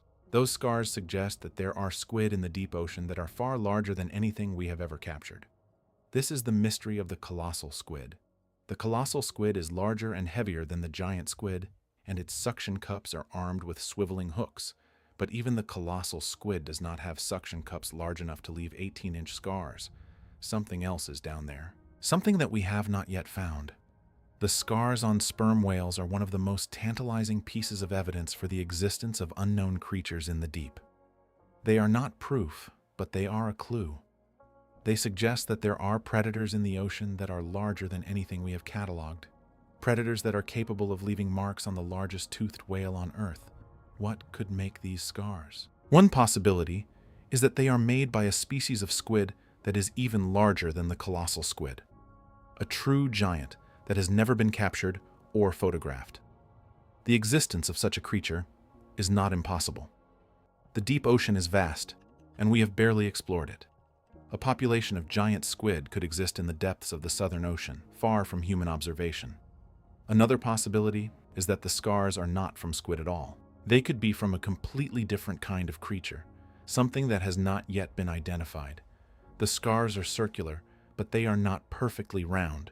They have a distinctive pattern that is consistent with the suction cups of cephalopods, but they could also be caused by something else. Some researchers have suggested that the scars could be from lampreys or from parasitic copepods, but those explanations are not widely accepted. A third possibility is that the scars are from fights between sperm whales themselves. Male sperm whales sometimes fight each other for dominance, and they use their teeth and jaws as weapons, but the pattern of the scars does not match the pattern of whale teeth. The scars are too circular and too evenly spaced. The origin of the largest scars on sperm whales remains a mystery. It is a mystery that has not been solved, and it is connected to the larger mystery of what lives in the deep. If there are squid in the ocean that are large enough to leave 18-inch scars, then there are creatures in the deep that are far larger than anything we have ever seen. Let us sit with this for a moment. The sperm whale, the largest toothed predator on Earth, is covered in scars from battles that we have never witnessed. Some of those scars are from known creatures, some are not. The ones that are not are a message from the deep, written in the tissue of the whale. They are saying that there is something down there that we have not found. What could that something be? Let us consider the possibilities. The giant squid is real. We have captured specimens, we have photographed them in the wild, and we have studied their biology. The largest known giant squid was about 40 feet long. That is large, but it is not large enough to leave 18-inch scars. The colossal squid is real. We have captured a few specimens, and we know that it is heavier and more muscular than the giant squid. The largest known colossal squid was about 33 feet long, but it weighed nearly 1,100 pounds. That is a massive animal, but it is still not large enough to leave 18-inch scars. So if the scars are from a squid, that squid would have to be significantly larger than either the giant squid or the colossal squid. It would have to be a true giant, perhaps 50 or 60 feet long, with suction cups that are the size of dinner plates. Such a creature would be one of the largest predators on Earth. It would dwarf everything in the ocean except the largest whales. Could such a creature exist? The answer is that we do not know. The deep ocean is so poorly explored that we cannot rule it out. There is enough food in the deep to support large predators, and there is enough space. The main limitation is the pressure, which places constraints on the size and structure of living organisms. But squid are invertebrates, and they have a different kind of body structure that may allow them to grow larger than vertebrates at depth. The giant squid is an invertebrate. It does not have a skeleton, which means it is not constrained by the same structural limitations as fish or whales. Its body is supported by water pressure, and it can grow to enormous sizes without collapsing under its own weight. In theory, a squid could grow to be much larger than 40 feet, if the conditions were right. The deep ocean provides those conditions. The cold temperatures slow down metabolism, allowing for longer lifespans and larger sizes. The scarcity of food favors creatures that can store energy efficiently, and larger creatures have more storage capacity. The pressure may even facilitate growth by providing structural support for the squid's body. It is not impossible that there are giant squid in the deep that are far larger than anything we have seen. The scars on sperm whales suggest that such creatures exist, and if they exist, they could be the source of the bloop. Not because they produce sound, but because their presence in the deep suggests that the ocean is capable of supporting creatures that we have not yet discovered. But the bloop is a sound, and squid do not produce sound. So if the bloop was produced by a creature, it was not a squid. It was something that has a voice. That brings us back to the whales. Whales produce sound, and some of them produce very loud sounds. The blue whale, the fin whale, and the sperm whale are all capable of producing sounds that can travel for hundreds of miles, but none of them can produce a sound as loud as the bloop. The bloop was hundreds of thousands of times more powerful than a blue whale's call. That is a gap that cannot be bridged by any known species. So if the bloop was produced by a creature, that creature would have to be something new. Something that has evolved a sound-producing organ that is far more efficient than anything we have seen. Something that has a voice that can cross oceans. Is there any evidence for such a creature? The answer is no, not directly. But there is indirect evidence in the form of the scars on sperm whales and in the persistent stories of sea serpents and leviathans that have been told by mariners for centuries. These stories are not proof, but they are data. They are observations made by experienced sailors, and they deserve to be taken seriously. Some of these stories have been explained by known animals. The giant squid, for example, was almost certainly the source of many sea serpent legends. But some of the stories remain unexplained. In 1905, two naturalists on a yacht off the coast of Brazil reported seeing a creature that was about 40 feet long, with a body that was shaped like a serpent and a head that was like a turtle. The creature swam by, undulating its body vertically, like a whale, not horizontally, like a fish. The naturalists, Michael Nicol and Edmund Meade Waldo, were experienced scientists, and their account was published in a respected journal. They had no explanation for what they saw. Over the following decades, other crews reported similar encounters. A fishing trawler off Nova Scotia, a group of divers in New Zealand, passengers on a steamer in the Atlantic, all described long serpentine creatures that did not match any known animal. These sightings, and many others like them, are part of the cryptozoological record. They are not accepted by mainstream science because there is no physical evidence to support them. But they are persistent, and they come from a wide range of sources. Something is being seen in the ocean that we cannot explain. Could that something be related to the bloop? It is possible. The bloop is a sound from the deep ocean, and it was recorded in a part of the world where some of these sightings have occurred. The Southern Ocean is a region of deep water and strong currents, a place where large creatures could exist without being detected. If there is a population of unknown animals in the Southern Ocean, they could be the source of both the sightings and the sound. But this is speculation. The evidence for unknown animals in the deep ocean is thin, and the evidence for a specific animal that could produce the bloop is almost non-existent. The bloop remains a mystery, and it is likely to remain a mystery for a long time. Let us accept that mystery. Let it become a comfortable part of your mental landscape. The world is full of unanswered questions, and that is what makes it beautiful. The deep ocean is full of sounds that we do not understand, and that is what makes it worth exploring. Take a slow breath. Let your body rest. Let your mind drift with the currents of the deep. We are going to continue our journey now, moving from the scars on the whales to the technology we use to explore the deep. We are going to look at the tools we have built to probe the abyss, and we are going to ask whether those tools are adequate to find what might be hiding there. The tools we use to explore the deep ocean are remarkable, but they are also limited. We have built submersibles that can withstand the pressure of the deepest trenches. We have developed remotely operated vehicles that can descend to depths of over 6 miles. We have deployed networks of hydrophones that can listen to the sounds of the entire ocean. But for all our technology, we have barely scratched the surface. The first challenge is the pressure. At a depth of 6 miles, the pressure is over 1,000 times greater than at the surface. That pressure is enough to crush steel, to shatter bone, to transform the very structure of matter. To survive at those depths, a submersible must be built with extraordinary precision and strength. The walls must be thick enough to resist the pressure, but not so thick that the vessel becomes too heavy to descend. The Trieste, the first submersible to reach the Challenger Deep, was a marvel of engineering. Its crew sphere was made of steel, with walls that were 5 inches thick. The sphere was only about 7 feet in diameter, barely large enough for 2 men to sit. The rest of the vessel was a float filled with gasoline, which provided buoyancy. The Trieste was not a vehicle in the modern sense. It was more like a balloon that could sink. When Jacques Picard and Don Walsh descended to the Challenger Deep in 1960, they were taking an enormous risk. The pressure at that depth was beyond anything that had been tested. The calculations said that the sphere would hold, but no one knew for sure. When a crack echoed through the hull at 30,000 feet, they thought their time had come. It turned out to be a window cracking, not the hull, but the fear was real. They reached the bottom. They spent about 20 minutes there. They saw a fish, or what they thought was a fish, and then they ascended, leaving the Challenger Deep empty again for more than 50 years. James Cameron made the next manned descent in 2012 in a submersible called the Deep Sea Challenger. His vessel was more advanced than the Trieste, but it was still a tiny, fragile sphere of steel, suspended in a vast and hostile environment. Cameron spent about 3 hours on the bottom, collecting samples and recording video. He saw the flat, desolate plain of the seafloor. He saw a few small creatures. He saw no monsters.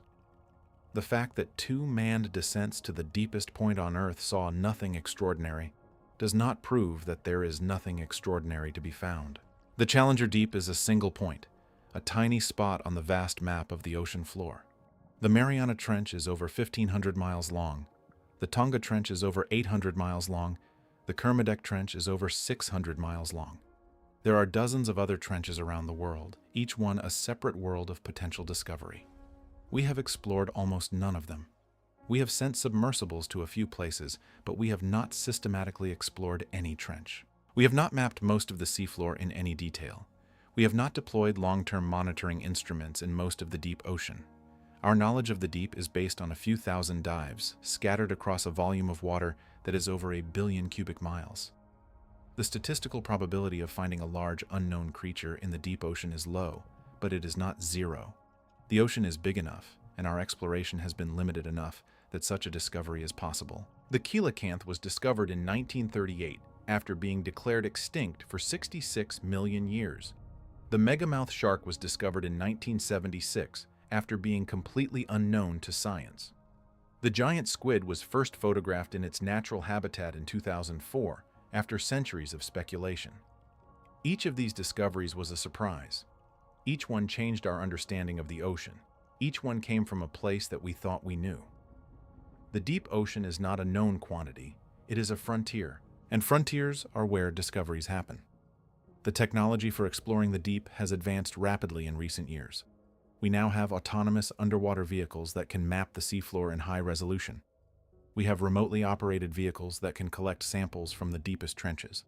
We have environmental DNA sampling that can detect the presence of species from the genetic material they leave behind. We have satellite tags that can track the movements of large animals across entire ocean basins. These tools are giving us a new picture of the deep ocean. They are revealing ecosystems that we never knew existed, species that we never imagined, and behaviors that we never thought possible. The more we look, the more we find. And the more we find, the more we realize how much we do not know.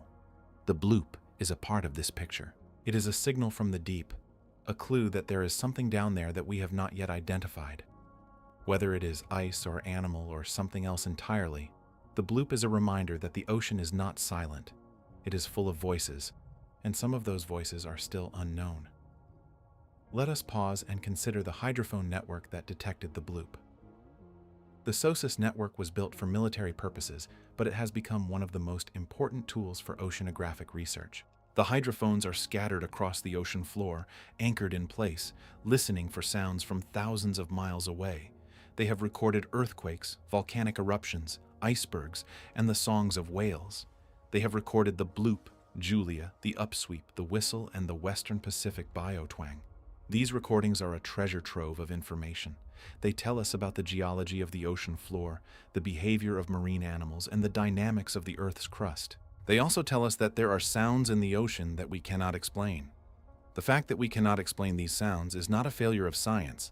It is a reflection of the complexity of the ocean. The ocean is a dynamic, three-dimensional world, filled with sources of sound that we have not yet cataloged. Every time we listen, we hear something new, and some of what we hear is mysterious. The bloop is the most famous of these mysterious sounds, but it is not the only one, and it may not be the most significant. The Western Pacific biotwang, with its complex 5-part structure, is in some ways more puzzling than the bloop. The biotwang sounds almost like a signal, a deliberate communication from some unknown source. If it is biological, it represents a type of vocalization that we have never seen before. The upsweep is also puzzling. It appears every spring and autumn, like a seasonal event. It has been recorded every year since 1991. Its source has never been identified. The leading theory is that it is caused by volcanic activity, but the exact mechanism is unknown. These sounds are part of the acoustic landscape of the deep ocean. They are the voices of a world that we are only beginning to hear, and they remind us that the ocean is not a silent place. It is full of sound, full of life, full of mystery. Take a moment to imagine the acoustic world of the deep, the constant low rumble of the Earth's tectonic plates, the distant songs of whales traveling across entire ocean basins, the clicks of sperm whales hunting in the darkness, the crack of ice shelves breaking apart, the hiss of hydrothermal vents, and beneath it all, the unknown sounds, the ones that have no name and no explanation. This is the world that the bloop comes from. A world of sound and darkness, a world that we have barely begun to explore. We are going to continue our journey now. moving from the sounds of the deep to the creatures that make them. We are going to look at the whales, the true masters of the acoustic world, and we are going to ask whether there could be a species of whale that we have not yet discovered, a species whose voice could be the bloop. But first, let us rest. Let the sounds of the deep fade into the background. Let your breathing slow. Let your body relax. There is no rush. The mystery will still be there when you are ready. The Southern Ocean is one of the most remote and hostile environments on Earth. It surrounds Antarctica, a continent of ice and snow that is the coldest, windiest, and driest place on the planet. The waters of the Southern Ocean are cold and deep, and they are home to some of the most extraordinary creatures on Earth. The Southern Ocean is where the colossal squid lives. It is where the Weddell seal, the deepest diving seal, hunts for fish under the ice. It is where the Antarctic toothfish, a predator that can grow to over 6 feet long, stalks its prey. And it is where the bloop was recorded. The Southern Ocean is also one of the least explored regions of the ocean. It is remote, dangerous, and expensive to reach. The weather is harsh, the seas are rough, and the ice is a constant hazard. Scientific expeditions to the Southern Ocean are rare, and they are limited by the short window of good weather in the austral summer. Because of these challenges, our knowledge of the Southern Ocean is limited. We have mapped some of the seafloor, but not all of it. We have cataloged some of the species, but not all of them. We have deployed some instruments, but not enough. The Southern Ocean remains a frontier, a place where discoveries are waiting to be made. The bloop was recorded in the Southern Ocean at approximately 50 degrees south latitude. That is a region of deep water, where the seafloor drops to depths of over 10,000 feet. It is a region where large squid and whales are known to live. And it is a region where unexplainable sounds have been recorded. Is there a creature in the Southern Ocean that could produce the bloop? The answer is that we do not know. But the Southern Ocean is a place where such a creature could exist, hidden in the cold, dark waters, far from human observation. The Southern Ocean is also where the Antarctic circumpolar current flows. This is the largest current on Earth, moving more water than any other current in the ocean. It flows from west to east around Antarctica, connecting the Atlantic, Pacific, and Indian Oceans. It is a conveyor belt of water that carries nutrients, heat, and life around the continent. The Antarctic circumpolar current is also a highway for sound. Sound travels efficiently in the cold, deep waters of the Southern Ocean, and the current can carry acoustic signals across thousands of miles. If a creature in the Southern Ocean produced a sound, that sound could be heard across the entire Pacific. This is one of the reasons why the bloop was so powerful. It was recorded in the Southern Ocean, where the acoustic conditions are ideal for long-distance sound transmission. The cold water, the deep channels, the lack of obstacles, all of these factors contributed to the bloop's extraordinary range. But the bloop was not just loud, it was organized. It had a structure that suggested a biological origin, and that is the puzzle that has never been fully solved. Let us hold this question gently in our minds, like a shell found on a beach. The bloop is a mystery, and not all mysteries need to be solved. Some are worth keeping, because they remind us of the vastness of the world and the limits of our knowledge. Take a slow breath. Let the rhythm of your breathing match the rhythm of the waves. Let your thoughts drift like clouds across the surface of a calm sea. We are going to continue our journey soon, but for now, let us simply rest in the presence of the unknown. Whales are the undisputed masters of the acoustic world. They produce sounds that travel across oceans, that penetrate the seafloor, that can be heard by other whales hundreds of miles away. Their songs are among the most complex and beautiful sounds in nature, and their calls are among the loudest. The blue whale is the largest animal ever to have lived. It can reach lengths of over 100 feet and weights of over 200 tons. Its heart is the size of a small car. Its tongue weighs as much as an elephant, and its call can reach volumes of 188 decibels, louder than a jet engine. The blue whale's call is a low-frequency pulse that can travel for hundreds of miles under ideal conditions. It is used for communication between whales that are far apart, and it is one of the most recognizable sounds in the ocean. But the blue whale's call, as powerful as it is not as powerful as the bloop. The bloop was hundreds of thousands of times more powerful. The fin whale is the second largest animal on Earth. It produces calls that are even lower in frequency than the blue whales, down to about 20 hertz, which is at the lower limit of human hearing. The fin whale's calls are so powerful that they can be detected by hydrophones thousands of miles away. In fact, fin whale calls have been used to study the structure of the Earth's crust because they can penetrate the seafloor and reflect off geological layers. But even the fin whale's call is not as powerful as the bloop. The difference in amplitude is enormous. The bloop was in a category of its own. The sperm whale produces the loudest sound of any animal on Earth, at least in terms of peak pressure. Its clicks can reach volumes of 230 decibels, which is loud enough to stun or even kill prey. The sperm whale uses its clicks to hunt in the darkness of the deep, creating a detailed acoustic picture of its surroundings. But sperm whale clicks are not continuous sounds. They are short, sharp pulses, not the sustained tone of the bloop. The acoustic signature is completely different. So if the bloop was produced by a whale, it would have to be a species that we have not yet discovered, a species that produces sounds that are far more powerful than anything we have seen, a species that has evolved a vocal apparatus that is unlike anything in the known animal kingdom. Is this possible? The answer is that we do not know, but there are reasons to be skeptical. The first reason is biological. The production of sound in whales involves specialized structures in the head, including the larynx, the phonic lips, and the air sacs. These structures are adapted to produce sounds at specific frequencies and amplitudes, and they are constrained by the size and shape of the whale's body. A whale that could produce a sound as powerful as the bloop would need to have vocal structures that are far larger and more efficient than any known whale. It would need to be a true giant, perhaps larger than a blue whale. The second reason is ecological. A whale that produces extremely loud sounds would be giving away its position to predators and competitors.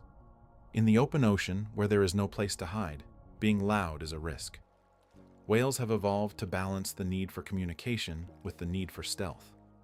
A sound as loud as the bloop would be a beacon, announcing the whale's presence to everything within 1,000 miles. That seems counterproductive from an evolutionary perspective. The third reason is observational. If there were a species of whale that produced sounds as loud as the bloop, we would almost certainly have detected it by now. The SOSUS network has been listening to the ocean for decades, and it has recorded the calls of every known species of whale. No whale produces a sound like the bloop.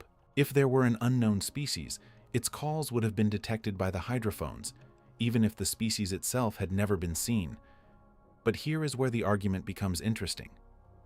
The Western Pacific biotwang was detected in 2014 and 2015, and it has not been matched to any known species. It is a complex, 5-part call that does not sound like any known whale. It could be a new species. It could be a previously unknown vocalization of a known species. Or it could be something else entirely. The biotwang is not as loud as the bloop, but it is similar in its mysteriousness. It is a sound from the deep that has no obvious explanation, and it suggests that there are still things to discover about the acoustic world of the ocean. The biotwang was recorded by autonomous underwater vehicles called deep sound floats, which were deployed in the Mariana Trench as part of a research project led by the National Oceanic and Atmospheric Administration. The floats drifted with the currents at depths of up to 6,000 feet, recording sound for months at a time. The recordings were analyzed by researchers at the University of Oregon and the National Oceanic and Atmospheric Administration. What they found was a sound that started with a low, rumbling groan, then transitioned into a high-pitched, metallic twang. The sound was repeated at irregular intervals, and it seemed to come from a single source. The researchers could not identify the source. They proposed that it might be a previously unknown call of a minke whale, but they could not confirm this because no one had ever seen a minke whale making that sound. The biotwang remains a mystery. It is a voice from the deepest part of the ocean that we cannot identify. And it is not alone. Other unexplained sounds have been recorded in the Mariana Trench, including a sound that was described as clanking metal, as if something were striking the hull of a ship. The deep ocean is full of sounds that we do not understand, and each of those sounds is a potential clue to the presence of something unknown. The frequency of the bloop is particularly interesting. Estimates place it at around 7 Hz, which is well below the range of human hearing. For comparison, a blue whale's call is typically around 10 to 40 Hz. A fin whale's call can be as low as 20 Hz. A sperm whale's click has a peak frequency of around 10 kHz, far higher than the bloop. The bloop's frequency is unusual because it is so low. Very few natural sources produce sounds in the single-digit Hertz range. Earthquakes do. Icequakes do. Some volcanic events do. But very few animals do. The only known animal that produces sounds below 10 Hz is the fin whale, and its calls are in the 20 Hz range, not the 7 Hz range. The bloop's frequency is one of the reasons why it was so difficult to identify. It is in a range that is not commonly used by animals, and it is in a range that is difficult to measure with standard instruments. The hydrophones that detected the bloop were designed to capture low-frequency sounds, but they were not optimized for frequencies as low as 7 Hz. This means that the bloop could have been produced by a source that we do not fully understand, because we do not have enough data about sounds at that frequency. The ocean is full of low-frequency sounds that we have not yet cataloged, and the bloop is one of them. The duration of the bloop is also noteworthy. It lasted for about 1 minute, which is longer than most animal calls. Blue whale calls typically last for 10 to 30 seconds. Fin whale calls last for about 1 second. Sperm whale clicks last for milliseconds. A 1-minute sound is unusual in the animal kingdom. Icequakes, on the other hand, can last for minutes or even hours as the ice cracks and grinds. The duration of the bloop is consistent with an icequake, but it is also consistent with a large animal calling slowly in the deep. The pattern of the bloop is another clue. It had a frequency sweep, meaning it changed in pitch over time. This is a common feature of animal calls, but it is less common in geological sounds. Icequakes tend to produce sounds that are more chaotic, with a broader range of frequencies and less structure. The bloop was organized, with a clear pattern that rose and then fell. These characteristics make the bloop difficult to categorize. It is not clearly geological, but it is not clearly biological either. It exists in a gray area between the known categories of sound sources. This gray area is where mysteries live. It is the space between what we know and what we do not know, between the explained and the unexplained.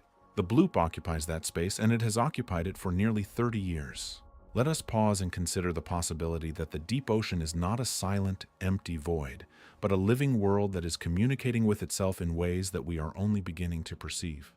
The sounds that travel through the abyss are not random.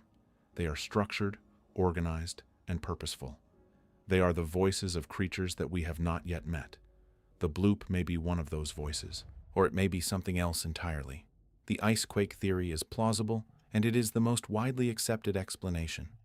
But it is not proven, and until it is proven, the mystery remains. Take a slow breath. Let the mystery settle into your mind like sediment falling through water. The fact that we do not know is not a weakness. It is an invitation. It is an invitation to wonder, to explore, and to keep asking questions. The search for unknown creatures in the deep ocean is not just about the bloop. It is about the fundamental question of what exists on our planet. We have cataloged about 2 million species, but scientists estimate that there are between 8 and 10 million species on Earth. Most of those unknown species are small, but some of them could be large. Some of them could be living in the deep ocean, where we have barely looked. The Census of Marine Life, a 10-year international effort to catalog the diversity of ocean life, estimated that there could be over 1 million species of marine eukaryotes that have not yet been described. That is 1 million unknown plants, animals, and protists living in the ocean. Most of them are small, but some are not. The census discovered thousands of new species, including a giant deep-sea crustacean that was over 1 foot long. If there are still large animals to be discovered in the ocean, where would they be? The most likely places are the deep sea, the polar regions, and the open ocean far from land. These are the places that are hardest to explore and least visited by humans. They are the places where the coelacanth, the megamouth, and the giant squid were hiding. The Southern Ocean, where the bloop was recorded, is one of these places. It is remote, cold, and stormy. It is rarely visited by ships. It is a place where a population of large, unknown animals could exist without being detected. Could that population include a whale that produces the bloop? The answer is that we do not know, but the question is worth asking and the search is worth conducting. The bloop is a clue, and clues are meant to be followed. Let us follow the clue together, deeper into the darkness. We are going to explore the science of bioacoustics, the study of sound in living organisms, and we are going to ask what the bloop can tell us about the creature that might have produced it. The study of animal sounds is a complex field. It involves physics, biology, and ecology. It requires an understanding of how sound travels through water, how animals produce sound, and how those sounds are used for communication, navigation, and hunting. One of the key concepts in bioacoustics is the source level, which is the amplitude of a sound at its source.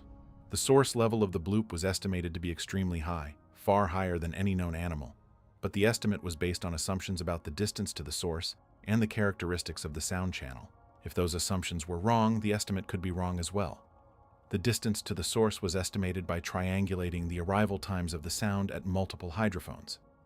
This is a standard technique, and it is usually accurate. But the accuracy depends on the number of hydrophones and their distribution. In the case of the bloop, the triangulation was based on a limited number of hydrophones, which could have introduced errors.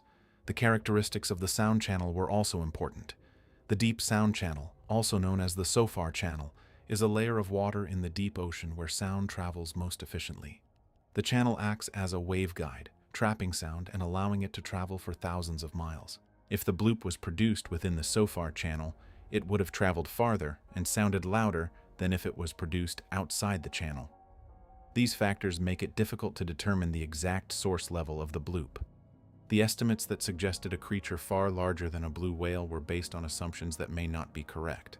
It is possible that the bloop was produced by a creature that is not as large as those estimates suggest. But even if we reduce the estimated source level by a factor of 10 or 100, the bloop would still be a very loud sound, produced by something with a lot of power. The source would still need to be something unusual.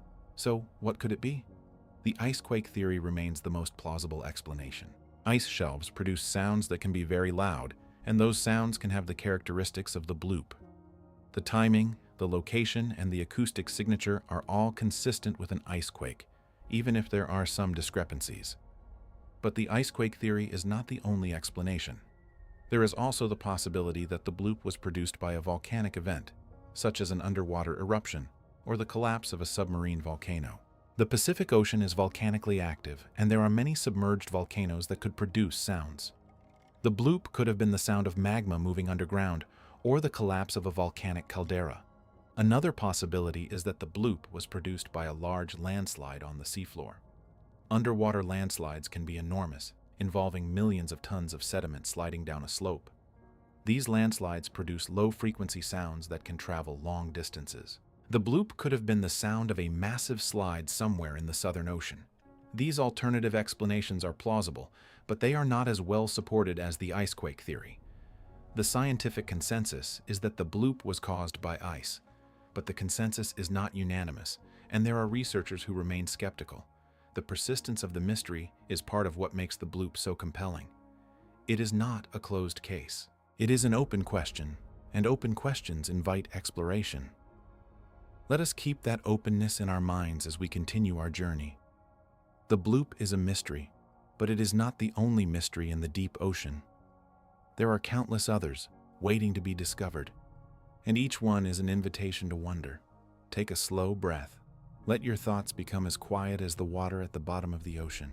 We are going to descend deeper now, into the world of the Mariana Trench, where the biotwang was recorded, and where other mysteries await. The Mariana Trench is the deepest place on Earth. It is a crescent-shaped scar on the ocean floor, stretching for over 1,500 miles near the Mariana Islands in the western Pacific. At its deepest point, the Challenger Deep, the water reaches a depth of nearly 37,000 feet. That is almost 7 miles. It is deeper than Mount Everest is tall. The Mariana Trench is a place of extremes. The pressure at the bottom is over 1,000 times greater than at the surface. The temperature is just above freezing. There is no light. There is almost no food. And yet, life exists there. It thrives there. The trench is home to a unique ecosystem of creatures that have adapted to conditions that would kill any surface-dwelling organism instantly. The Mariana Trench is also one of the least explored places on Earth. Only a handful of people have ever been to its deepest point. The first were Jacques Piccard and Don Walsh in 1960. The second was James Cameron in 2012. A few robotic probes have visited since then, but the trench remains largely unknown. Every expedition to the Mariana Trench has returned with discoveries. New species of amphipods, new species of fish, new species of microorganisms. The trench is a biological treasure chest, and we have only just begun to open it. One of the most intriguing discoveries in the Mariana Trench was the Western Pacific biotwang. This sound was recorded in 2014 and 2015 by researchers using deep-diving floats. The floats drifted with the currents at depths of up to 6,000 feet, recording the sounds of the deep ocean. When the researchers analyzed the recordings, they found something extraordinary. The biotwang was a complex 5-part call that lasted for about 3.5 seconds. It started with a deep, low-frequency groan, then transitioned into a high-pitched, metallic twang that sounded almost mechanical. The sound was repeated at irregular intervals, and it seemed to come from a single source moving through the water. The researchers could not identify the source. They compared the biotwang to the calls of known whale species, but it did not match any of them. They compared it to the sounds of ships and submarines, but it did not match those either. They compared it to geological events, but it did not sound like an earthquake or a volcanic eruption. The biotwang was something new. The leading theory is that the biotwang is a previously unknown call of a minke whale. Minke whales are small baleen whales that are found in oceans around the world. They produce a variety of sounds, including calls that are similar in some ways to the biotwang. But no one has ever recorded a minke whale making a sound that matches the biotwang exactly. The biotwang remains a mystery. It is a voice from the deepest part of the ocean that we cannot identify. And it is one of many such voices. The fact that the biotwang was recorded in the Mariana Trench is significant. The trench is one of the most remote and inaccessible places on Earth. If there are unknown creatures living there, they could easily remain hidden from human observation. The trench is deep, dark, and vast. It is a place where discoveries are waiting to be made. The Western Pacific biotwang is not as loud as the bloop, but it is similar in its mysteriousness. It is a sound from the deep that has no obvious explanation, and it suggests that there are still things to discover about the acoustic world of the ocean. The Mariana Trench is not the only deep trench on Earth. There are dozens of others scattered across the ocean floor. The Tonga Trench, the Kermadec Trench, the Philippine Trench, the Japan Trench, the Peru-Chile Trench. Each one is a separate world, a separate ecosystem, a separate realm of possibility. The Tonga Trench, located near the islands of Tonga in the South Pacific, is one of the deepest trenches on Earth. It reaches a depth of over 35,000 feet. It is home to a unique community of deep-sea creatures, including giant amphipods and strange translucent fish. In 2018, a team of researchers from the University of Newcastle and the National Oceanic and Atmospheric Administration sent a submersible to explore the Tonga Trench. They discovered a new species of snailfish at a depth of over 26,000 feet, one of the deepest living fish ever found.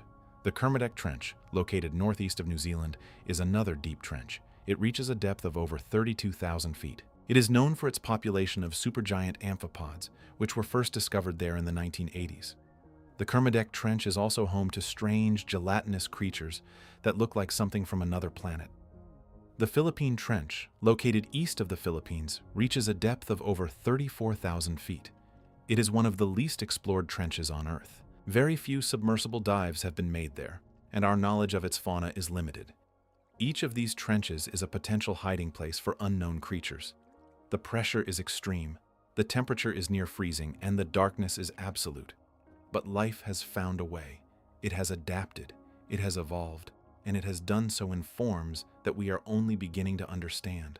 The Hadal Zone, the deepest part of the ocean, was once thought to be sterile.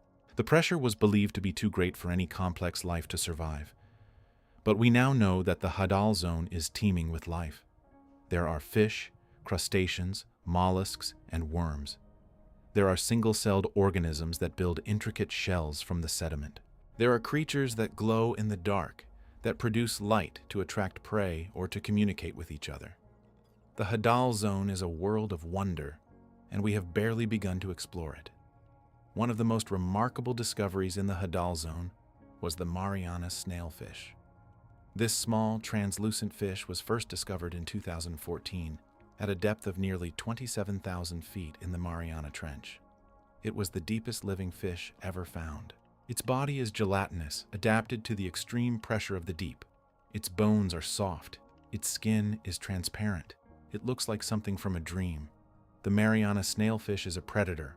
It feeds on small crustaceans and other invertebrates that live in the trench. It is the apex predator of the Hadal Zone. the top of the food chain in one of the most extreme environments on Earth. But the Mariana snailfish is small. It is only about 11 inches long. It is not a giant. It is not a leviathan. It is a delicate, ghostly creature that has evolved to survive in a world that would kill us instantly. If there are giants in the Hadal Zone, we have not found them yet. The creatures that live there tend to be small and slow-moving, adapted to a world of scarce food and extreme pressure. The supergiant amphipod is an exception, but even it is only about a foot long. The giant isopod is another exception, but it is only about a foot and a half long. The Hadal Zone does not seem to support the kind of giant that could produce the bloop. The food supply is too scarce, the pressure is too great, and the energy requirements are too high. A large, active predator would need a lot of food, and the Hadal Zone simply does not have enough to sustain it. But the Hadal Zone is not the only deep-sea environment. The Bathyal Zone, which extends from about 1,000 feet to 13,000 feet, is much more productive. It is home to large squid, large fish, and large whales. It is a world of light and shadow where creatures like the giant squid and the sperm whale live and hunt. The Bathyal Zone is where the bloop was most likely produced, if it was produced by a creature. It is the zone where sound travels most efficiently, through the deep sound channel. It is the zone where the largest animals in the ocean live. So if there is a creature that produces the bloop, it is probably not in the Hadal Zone. It is in the Bathyal Zone, the twilight zone of the ocean, where there is still enough food to support a large, active predator. But even in the Bathyal Zone, the food supply is limited. The deep ocean is a food desert. Most of the organic matter that falls from the surface is consumed before it reaches the depths. The creatures that live there have adapted to survive on a meager diet, but they cannot support a population of giants. The blue whale, the largest animal on Earth, does not live in the deep ocean. It lives in the surface waters, where the food is abundant. It feeds on tiny shrimp-like creatures called krill, which are plentiful in the cold, nutrient-rich waters of the polar regions. The blue whale is a giant, but it is a giant of the surface, not the deep. If there were a giant in the deep, it would have to be adapted to a very different kind of life. It would have to be slow-moving and energy-efficient, able to survive on a sparse diet. It would have to be a creature of patience, willing to wait for long periods between meals. The Greenland shark is such a creature. It lives in the cold, deep waters of the North Atlantic, and it can survive for months without eating. Its metabolism is incredibly slow, and it moves through the water at a pace that is almost imperceptible. It is a giant, but it is a slow giant, a creature that has adapted to a world of scarcity. Could there be a creature like the Greenland shark, but larger, that lives in the deep ocean and produces the bloop? It is possible, but there are reasons to be skeptical. The Greenland shark is a fish, and fish do not produce sound. They have no vocal cords, no specialized sound-producing organs. They are silent. A fish that could produce the bloop would need to have evolved a completely new way of making sound, something that has never been seen before. A whale could produce sound, but a whale would need to breathe air. A whale that lives in the deep ocean would have to surface regularly to breathe, which would make it visible. It would be seen by ships, by aircraft, by satellite. It would be photographed and tracked, and it would almost certainly have been detected by the hydrophone network. So the creature that produced the bloop, if it exists, would have to be something that does not need to breathe air, yet has the ability to produce sound. It would have to be something that lives at a depth where the food supply is adequate, yet has remained hidden from all of our technology. It would have to be something that is large, powerful, and completely unknown to science. Is that possible? The answer is that we do not know. But the existence of such a creature would require a series of biological and ecological adaptations that are so extraordinary that they strain credulity. The icequake theory is far more plausible, and yet the mystery persists. The bloop has never been definitively explained. The Western Pacific biotwang has never been definitively explained. The scars on sperm whales have never been definitively explained. These are not solved puzzles. They are open questions. Let us hold these questions gently. Let them be points of curiosity, not sources of anxiety. The deep ocean is a place of mystery, and that is what makes it beautiful. The unknown is not something to fear. It is something to explore. Take a slow breath. Let the rhythm of the words carry you deeper into relaxation. We are going to continue our journey now. moving from the deep trenches to the ancient stories of the sea, to explore how the bloop fits into the long history of human encounters with the unknown. The bloop is a modern mystery, but it is part of an ancient tradition. Humans have been telling stories about sea monsters for as long as we have been sailing the oceans. The kraken, the leviathan, the sea serpent, the giant squid. These creatures populate the myths and legends of every maritime culture in the world. The ancient Greeks told stories of Scylla and Charybdis, monsters that dwelled in the Strait of Messina, threatening sailors who passed between them. The Norse told stories of the kraken, a giant octopus that could drag entire ships to the bottom of the sea. The Japanese told stories of the umibozu, a giant sea spirit that would capsize boats. The Pacific Islanders told stories of the taniwa, a sea monster that lived in the depths. These stories were not just entertainment. They were attempts to explain the unexplained. When sailors encountered strange creatures in the ocean, they told stories about them. Over time, those stories became legends, and some of those legends turned out to be based on real animals. The giant squid is the most famous example. For centuries, it was the kraken, a creature of myth and terror. When specimens were finally captured and studied in the 19th century, the myth became a reality. The kraken was real all along. The oarfish is another example. This long, serpentine fish can reach lengths of over 30 feet. It lives in the deep ocean and rarely comes to the surface. When it does, it is often dying, and its appearance has been the source of many sea serpent sightings. The oarfish is real, and it is one of the most striking creatures in the ocean. The bloop is the modern equivalent of these legends. It is a sound from the deep that we cannot explain. It is a mystery that invites speculation and wonder. It is a reminder that the ocean still holds secrets. But the bloop is different from the legends of the past in one important way. It is recorded. It is measured. It is a piece of data that can be analyzed and studied. It is not a story told by a frightened sailor. It is a scientific observation. This gives the bloop a credibility that the old sea monster stories lack. There is a recording. There are measurements. There are calculations. The bloop is real. It happened. And it has not been fully explained. The question is not whether the bloop is real. It is. The question is, what caused it? And that question has not been answered to everyone's satisfaction. The icequake theory is the most widely accepted explanation, but it is not the only one. There are scientists who remain skeptical. There are researchers who think the bloop deserves further investigation. There are amateur enthusiasts who believe it was produced by a creature. The persistence of these alternative theories is not a sign of scientific failure. It is a sign that the mystery is genuine. If the bloop could be easily explained, it would have been explained by now.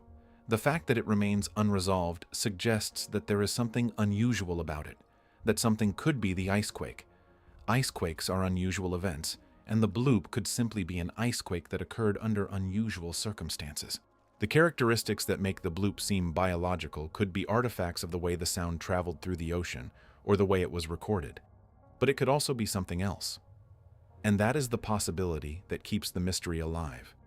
The Southern Ocean, where the bloop was recorded, is one of the least explored regions on Earth. It surrounds Antarctica, a continent that is covered by ice and snow. The waters of the Southern Ocean are cold, deep, and stormy. They are also incredibly productive, supporting a vast ecosystem of krill, fish, squid, whales, and seals. The Southern Ocean is home to the Antarctic Circumpolar Current, the largest ocean current on Earth. This current flows from west to east around Antarctica, connecting the Atlantic, Pacific, and Indian Oceans. It is a powerful force that shapes the global climate, distributing heat and nutrients around the planet. The Antarctic Circumpolar Current also creates a unique acoustic environment. The cold water of the Southern Ocean allows sound to travel efficiently, and the deep sound channel, also known as the SOFAR channel, is particularly effective in these waters. Sounds produced in the Southern Ocean can travel for thousands of miles, crossing entire ocean basins.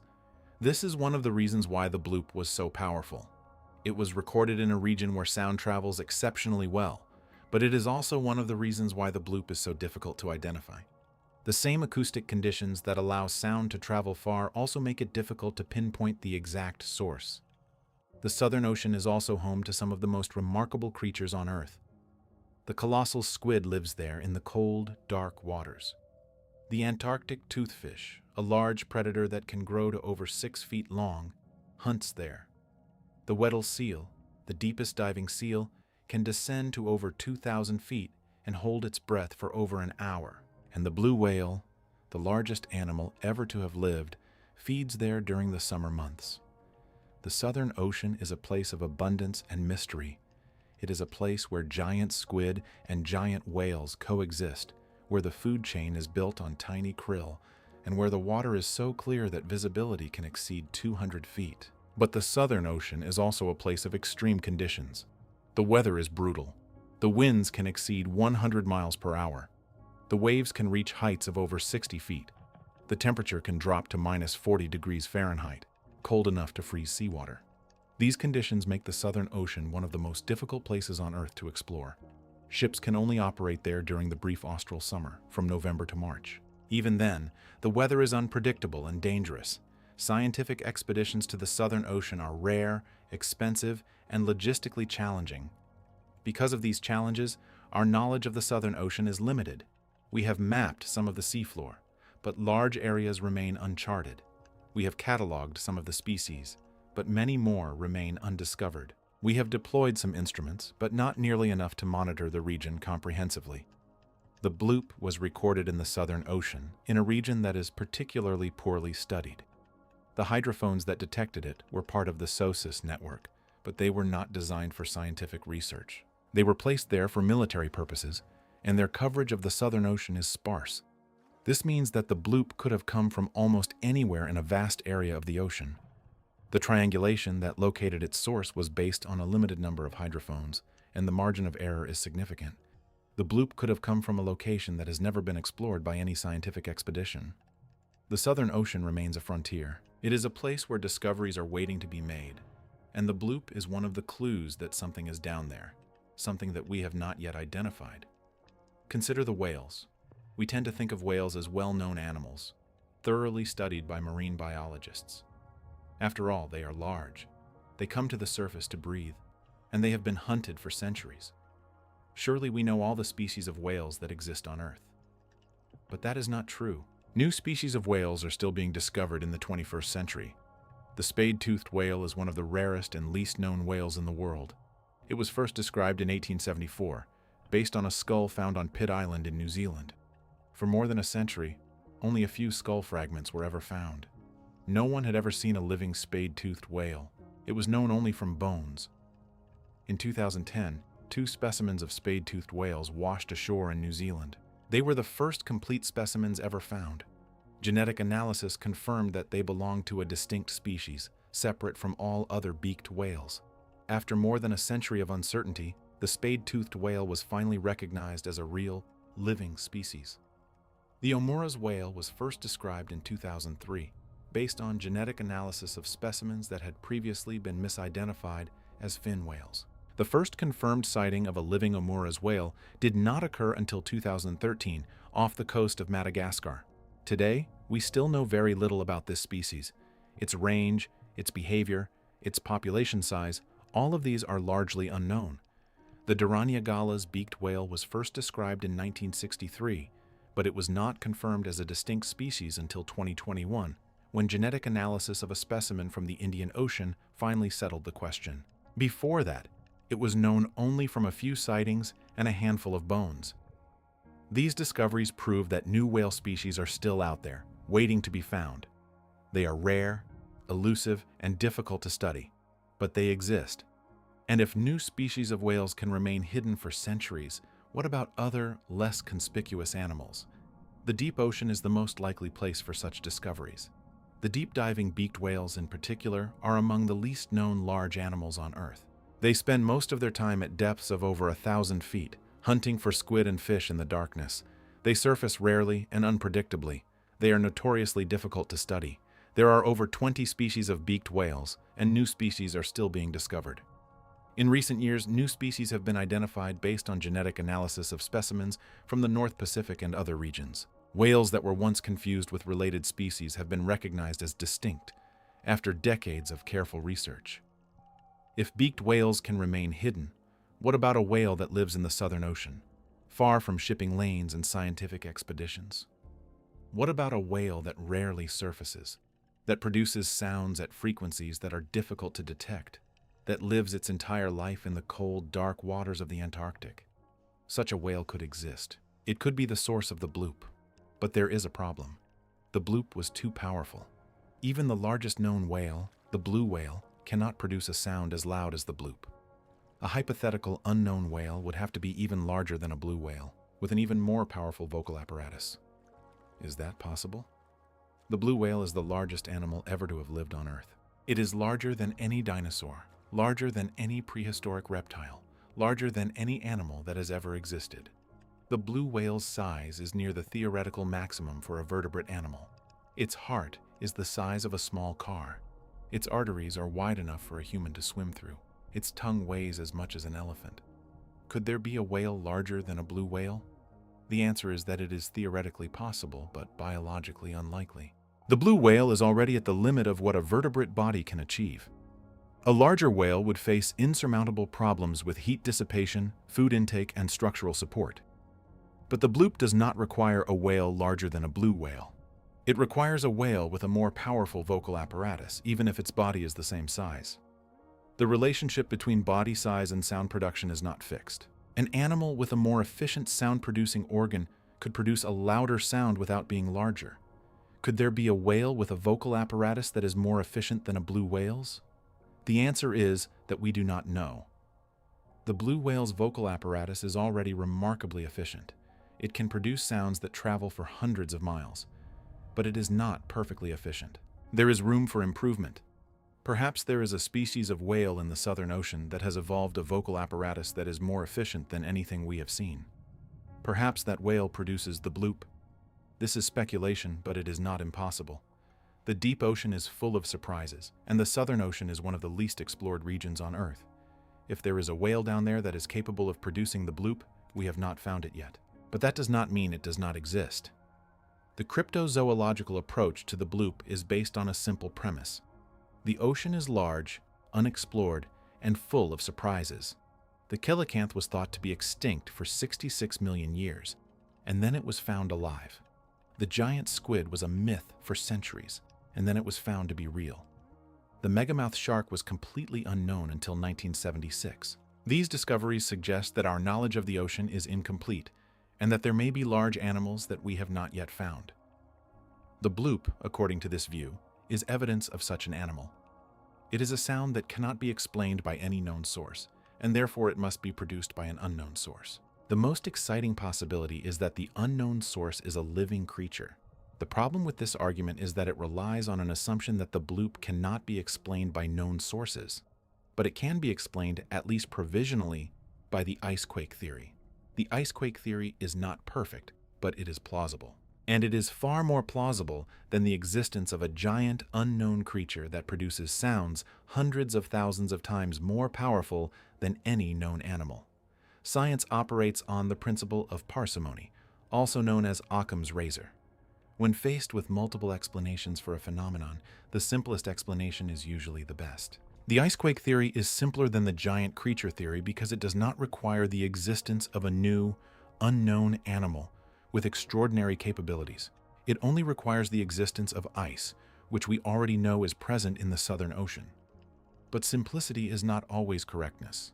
Sometimes the simplest explanation is wrong, and the more complex explanation turns out to be true. The history of science is full of examples of simple explanations that were overturned by new evidence. The question is whether there is any new evidence that would overturn the icequake theory, and so far, there is not. The bloop remains a mystery, but it is a mystery that fits within the framework of known phenomena. It does not require us to rewrite the laws of biology or physics, and yet the mystery persists. The bloop has not been definitively explained. The icequake theory is an inference, not a proof, and as long as there is uncertainty, there is room for wonder. The bloop is not the only unexplained sound in the ocean, but it is the most powerful. And its power is what makes it so difficult to explain.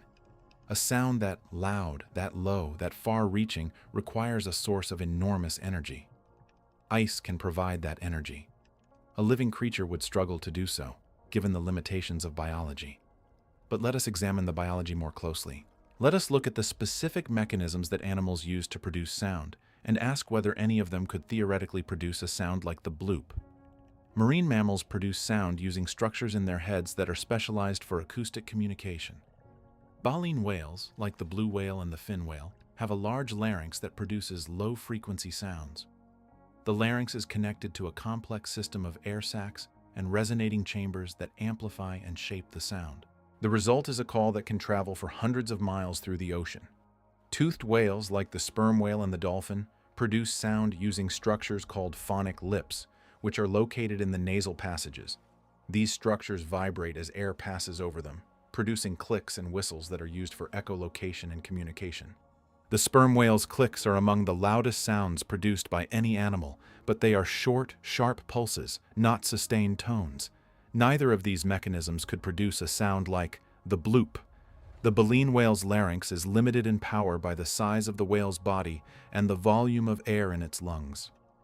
The toothed whale's phonic lips produce clicks that are powerful but brief. The bloop was a sustained, low-frequency sound of extraordinary amplitude. It does not fit the pattern of any known whale vocalization. But what about a mechanism that does not exist in any known animal? Could there be a creature in the deep ocean that has evolved a completely new way of producing sound, one that is more powerful and efficient than anything we have seen? The answer is that it is possible, but unlikely. Sound production in animals is constrained by physics. To produce a loud sound, an animal must have a large resonating chamber, a powerful source of vibration, and an efficient way to couple that vibration to the surrounding water. These requirements place limits on the size and structure of the animal. A creature that could produce a sound like the bloop would need to be enormous, with a sound-producing organ that is far larger than anything found in known animals. There is another possibility. The bloop could have been produced by a large group of animals calling together, rather than by a single individual. Some species of fish and marine mammals are known to coordinate their calls, creating a chorus that is louder than any individual. The bloop could have been the combined voice of a large school of fish or a pod of whales, calling together in the darkness of the Southern Ocean. This theory has some appeal. It explains the power of the bloop without requiring an impossibly large individual. It also explains why the bloop has never been repeated, because the coordinated calling of a large group is a rare event that depends on specific conditions. But the coordinated calling theory has its own problems. The bloop had a specific structure, a pattern that suggested a single source rather than a chorus of multiple sources. A chorus of animals calling together would produce a more diffuse sound, with multiple overlapping frequencies and a less distinct pattern. The bloop was clear and focused. It sounded like a single source. So, we are left with the same uncertainty. The bloop could be ice. It could be a single animal. It could be a chorus of animals. It could be something else entirely. The data does not allow us to distinguish between these possibilities with confidence. This uncertainty is frustrating for scientists, but it is also exciting. It means that the bloop is a genuine mystery, not just a puzzle that has not been solved yet. It is a phenomenon that resists easy explanation, and that is what makes it worth studying. The bloop has been the subject of numerous scientific papers, conference presentations, and research projects. It has been analyzed using every available technique, and still, it has not been identified. That is a testament to the complexity of the ocean and the limitations of our technology. But technology is advancing. New tools are being developed that may finally solve the mystery of the bloop. The story of how we came to hear the bloop is as fascinating as the sound itself. It begins in the middle of the 20th century, during the Cold War, when the United States and the Soviet Union were locked in a struggle for global dominance. The oceans were a critical frontier in this struggle, and both sides invested heavily in underwater surveillance technology. The United States Navy developed the Sound Surveillance System, or SOSUS, to detect Soviet submarines. The system consisted of arrays of hydrophones anchored to the seafloor, connected by undersea cables to processing stations on land. The hydrophones were designed to pick up the low-frequency sounds produced by submarine engines and propellers, and they were sensitive enough to detect a submarine from hundreds of miles away. The SOSUS network was classified for decades. Its existence was a closely guarded secret, and its capabilities were known only to a small group of military and intelligence personnel. But after the Cold War ended, the Navy began to declassify parts of the system and make the data available for scientific research. This was a transformative moment for oceanography. For the first time, scientists had access to a global network of underwater microphones that could hear the entire ocean. They could listen for earthquakes, volcanic eruptions, and the movements of icebergs. They could track the migrations of whales and the calls of unknown creatures. And they could record sounds like the bloop. The scientist who first analyzed the bloop was Dr. Christopher Fox, an oceanographer at the National Oceanic and Atmospheric Administration's Pacific Marine Environmental Laboratory. Dr. Fox was a specialist in underwater acoustics, and he had spent years studying the sounds of the deep ocean. When the SOSUS data was declassified, he was one of the first scientists to gain access to it. Dr. Fox and his team were analyzing recordings from the Southern Ocean when they noticed something unusual. There was a sound that did not match any known source. It was loud, low frequency, and organized. It had a pattern that suggested a biological origin, but it was far more powerful than any known animal. Dr. Fox named the sound the bloop, and he presented his findings at scientific conferences. The bloop quickly became famous, and Dr. Fox became the public face of the mystery. He was interviewed by journalists, featured in documentaries, and asked repeatedly whether he thought the bloop was a living creature. Dr. Fox was cautious in his responses. He acknowledged that the bloop was unusual, but he emphasized that the most likely explanation was non-biological. He pointed to ice quakes as the most plausible source, and he warned against jumping to conclusions about giant sea creatures. But Dr. Fox also admitted that the bloop was not fully explained. He said that the sound deserved further study, and that he hoped future research would identify its source. He kept an open mind about the possibility that the bloop could be something new. Dr. Christopher Fox has since retired from NOAA, but the mystery of the bloop remains. He was the person who knew the most about that sound, and even he never definitively solved it. His caution and his curiosity are a model for how science should approach the unknown. The bloop remains a mystery, but it is a mystery that has been studied with rigor and honesty. The scientists who analyzed it did not dismiss it. They did not ignore it. They took it seriously, and they offered their best explanation. That explanation is provisional, and it may be wrong, but it is based on evidence. That is the scientific method in action.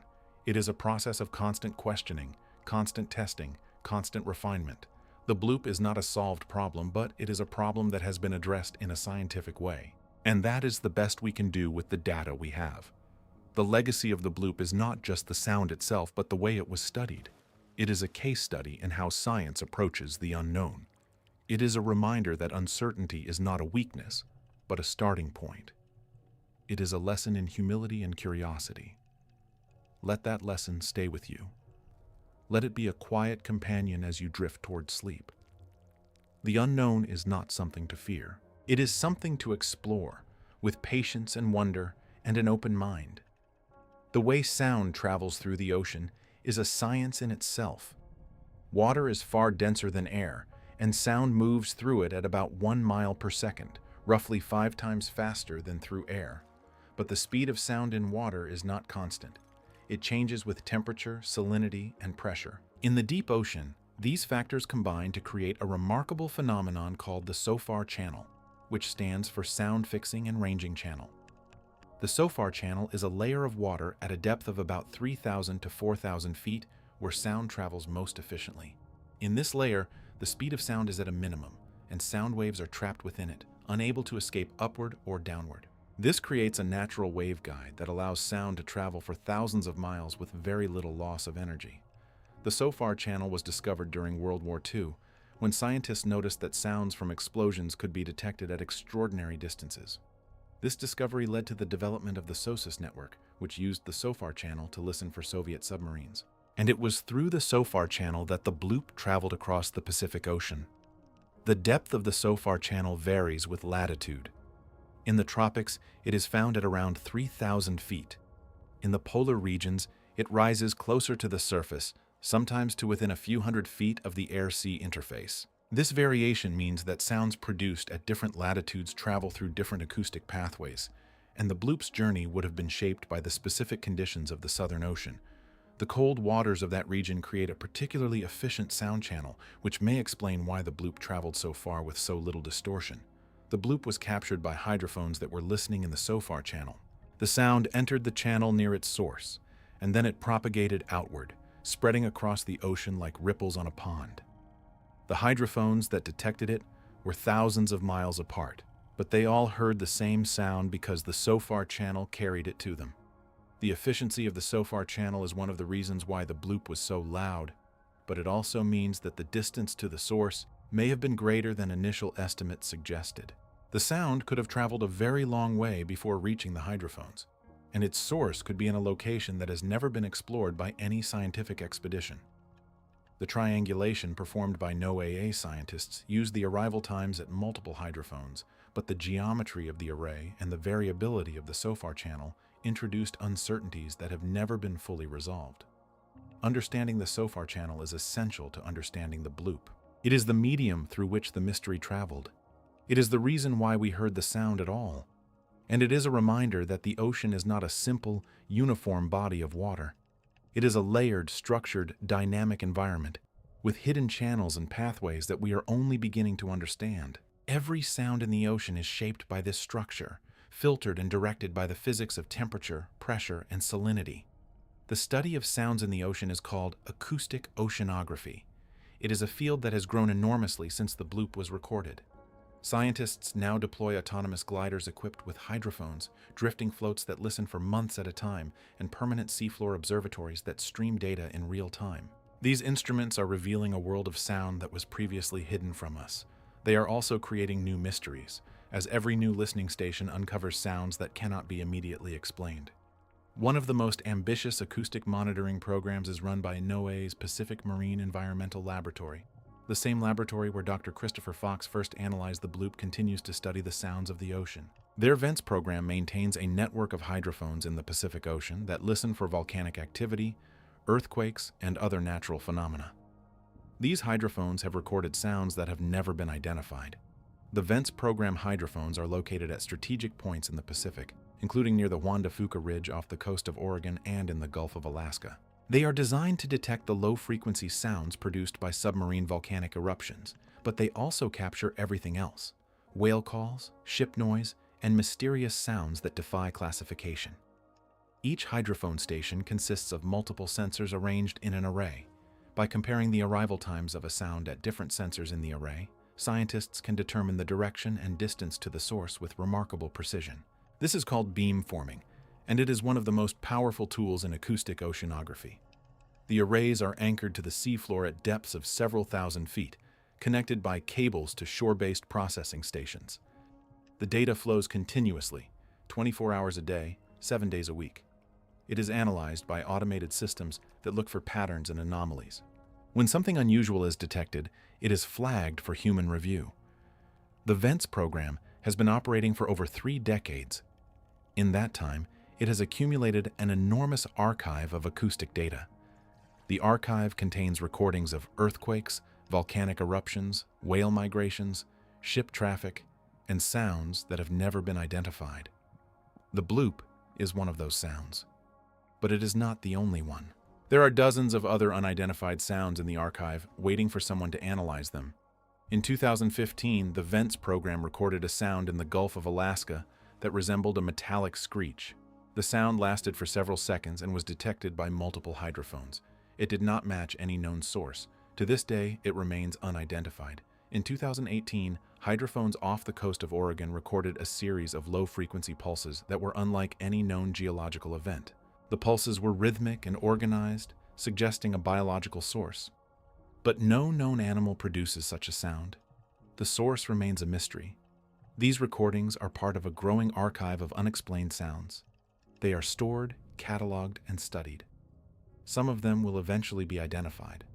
Some of them may join the ranks of the bloop and the Western Pacific biotwang, remaining forever mysterious.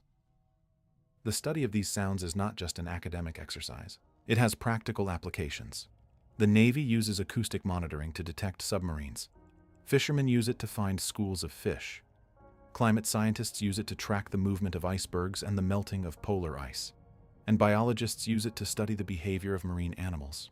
The more we listen to the ocean, the more we realize how much we have been missing. The ocean is not a silent world.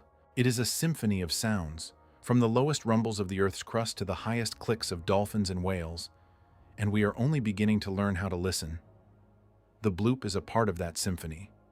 It is a note that stands out from the background, a sound that catches our attention and makes us wonder. It is a reminder that the ocean is still full of surprises, and that there is still so much to learn. The bloop was recorded by the Sound Surveillance System, but it was not the only system listening.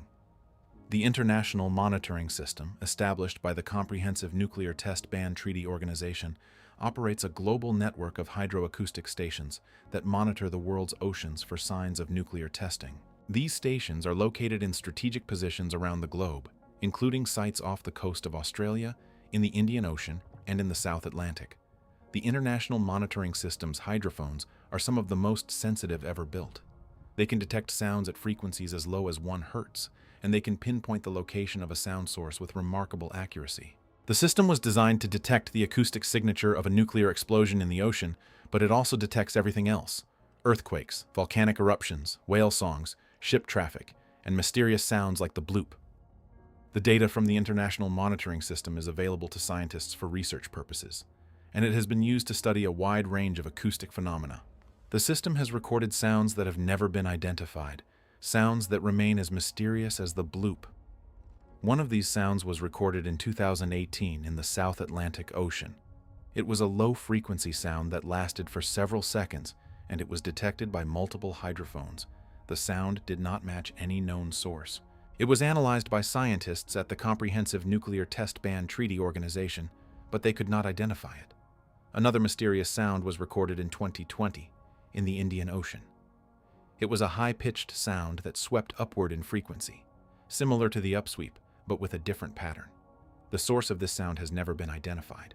These sounds are part of a growing catalog of unidentified acoustic events. They are collected, analyzed, and filed away, waiting for someone to identify them. Some of them will eventually be matched to known sources.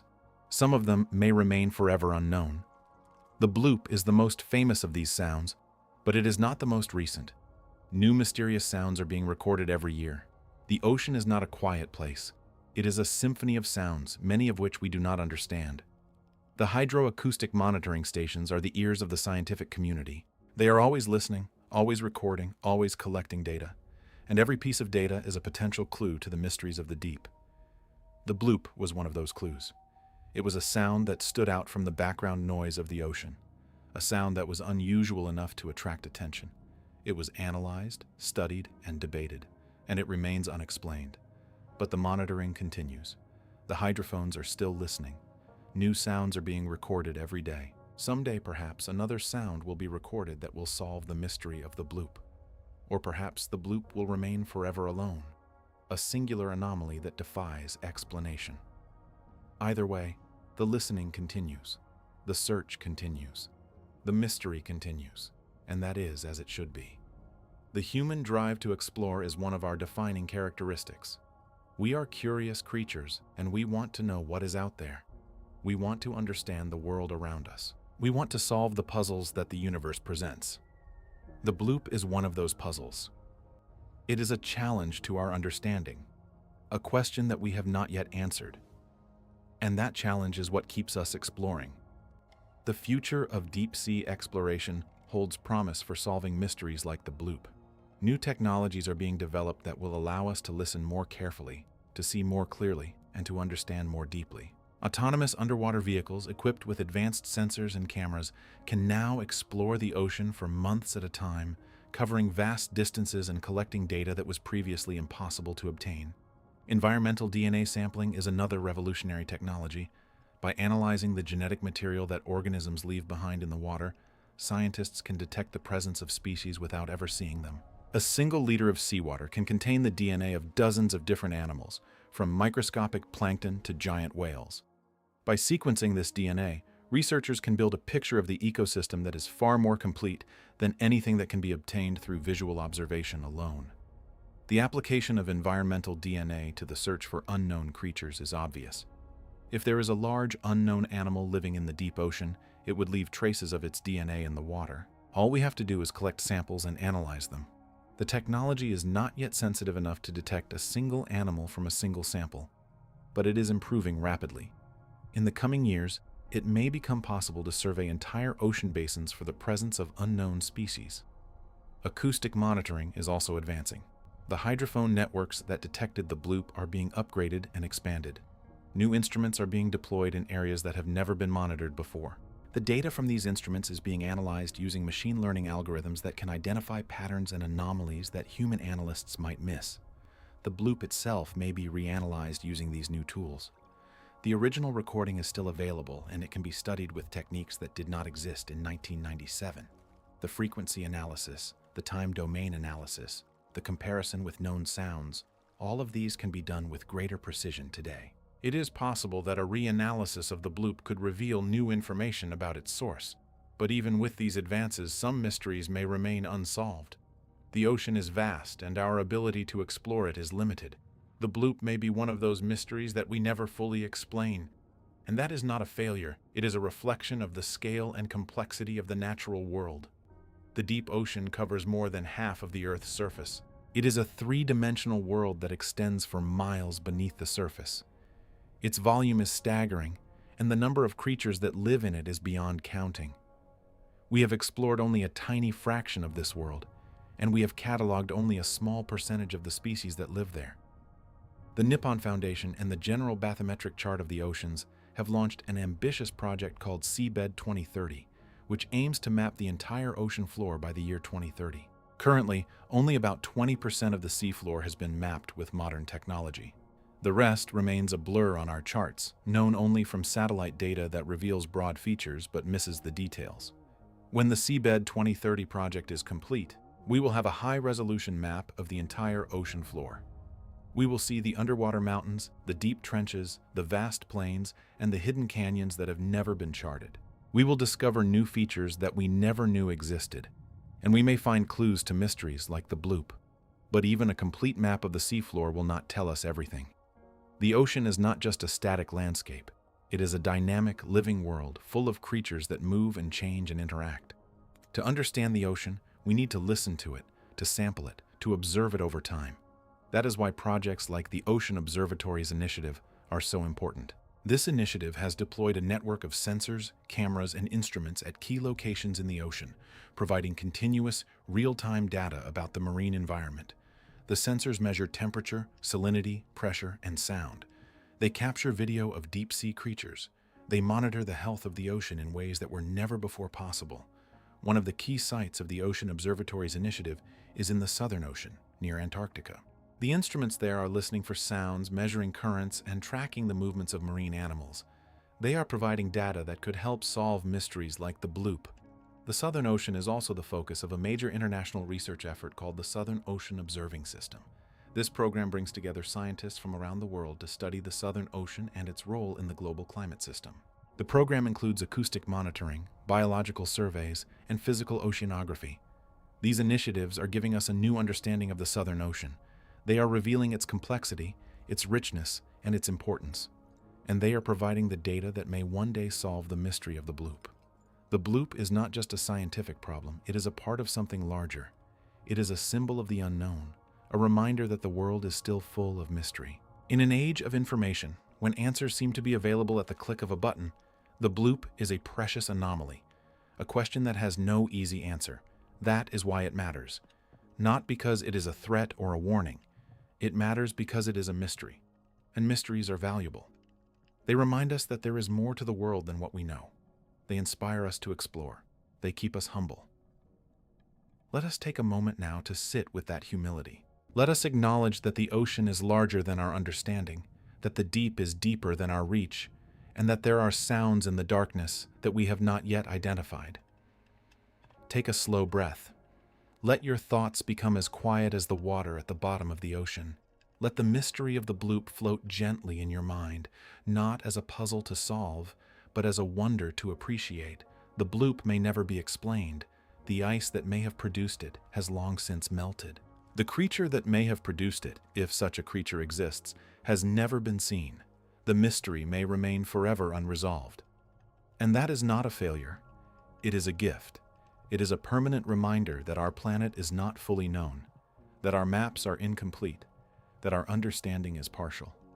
And that is a beautiful thing. We are going to begin our slow ascent now. We have been to the deepest parts of the ocean.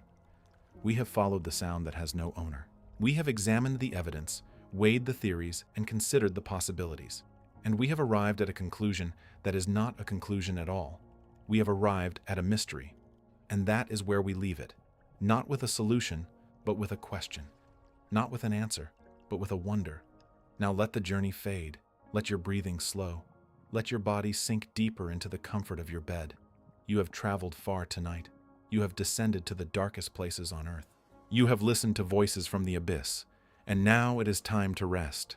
The bloop is out there, in the cold waters of the Southern Ocean, a sound without an owner. But you are here, in the warmth and safety of your room. The mystery belongs to the deep. The peace belongs to you. Let the stillness of the deep become your stillness. Let its patience become your patience. Let its silence carry you gently into sleep. The deep ocean is not a place of fear. It is a place of wonder, and the bloop is one of its wonders, a voice from a world that we are only beginning to explore. Good night. Sleep well, and may the deep be peaceful.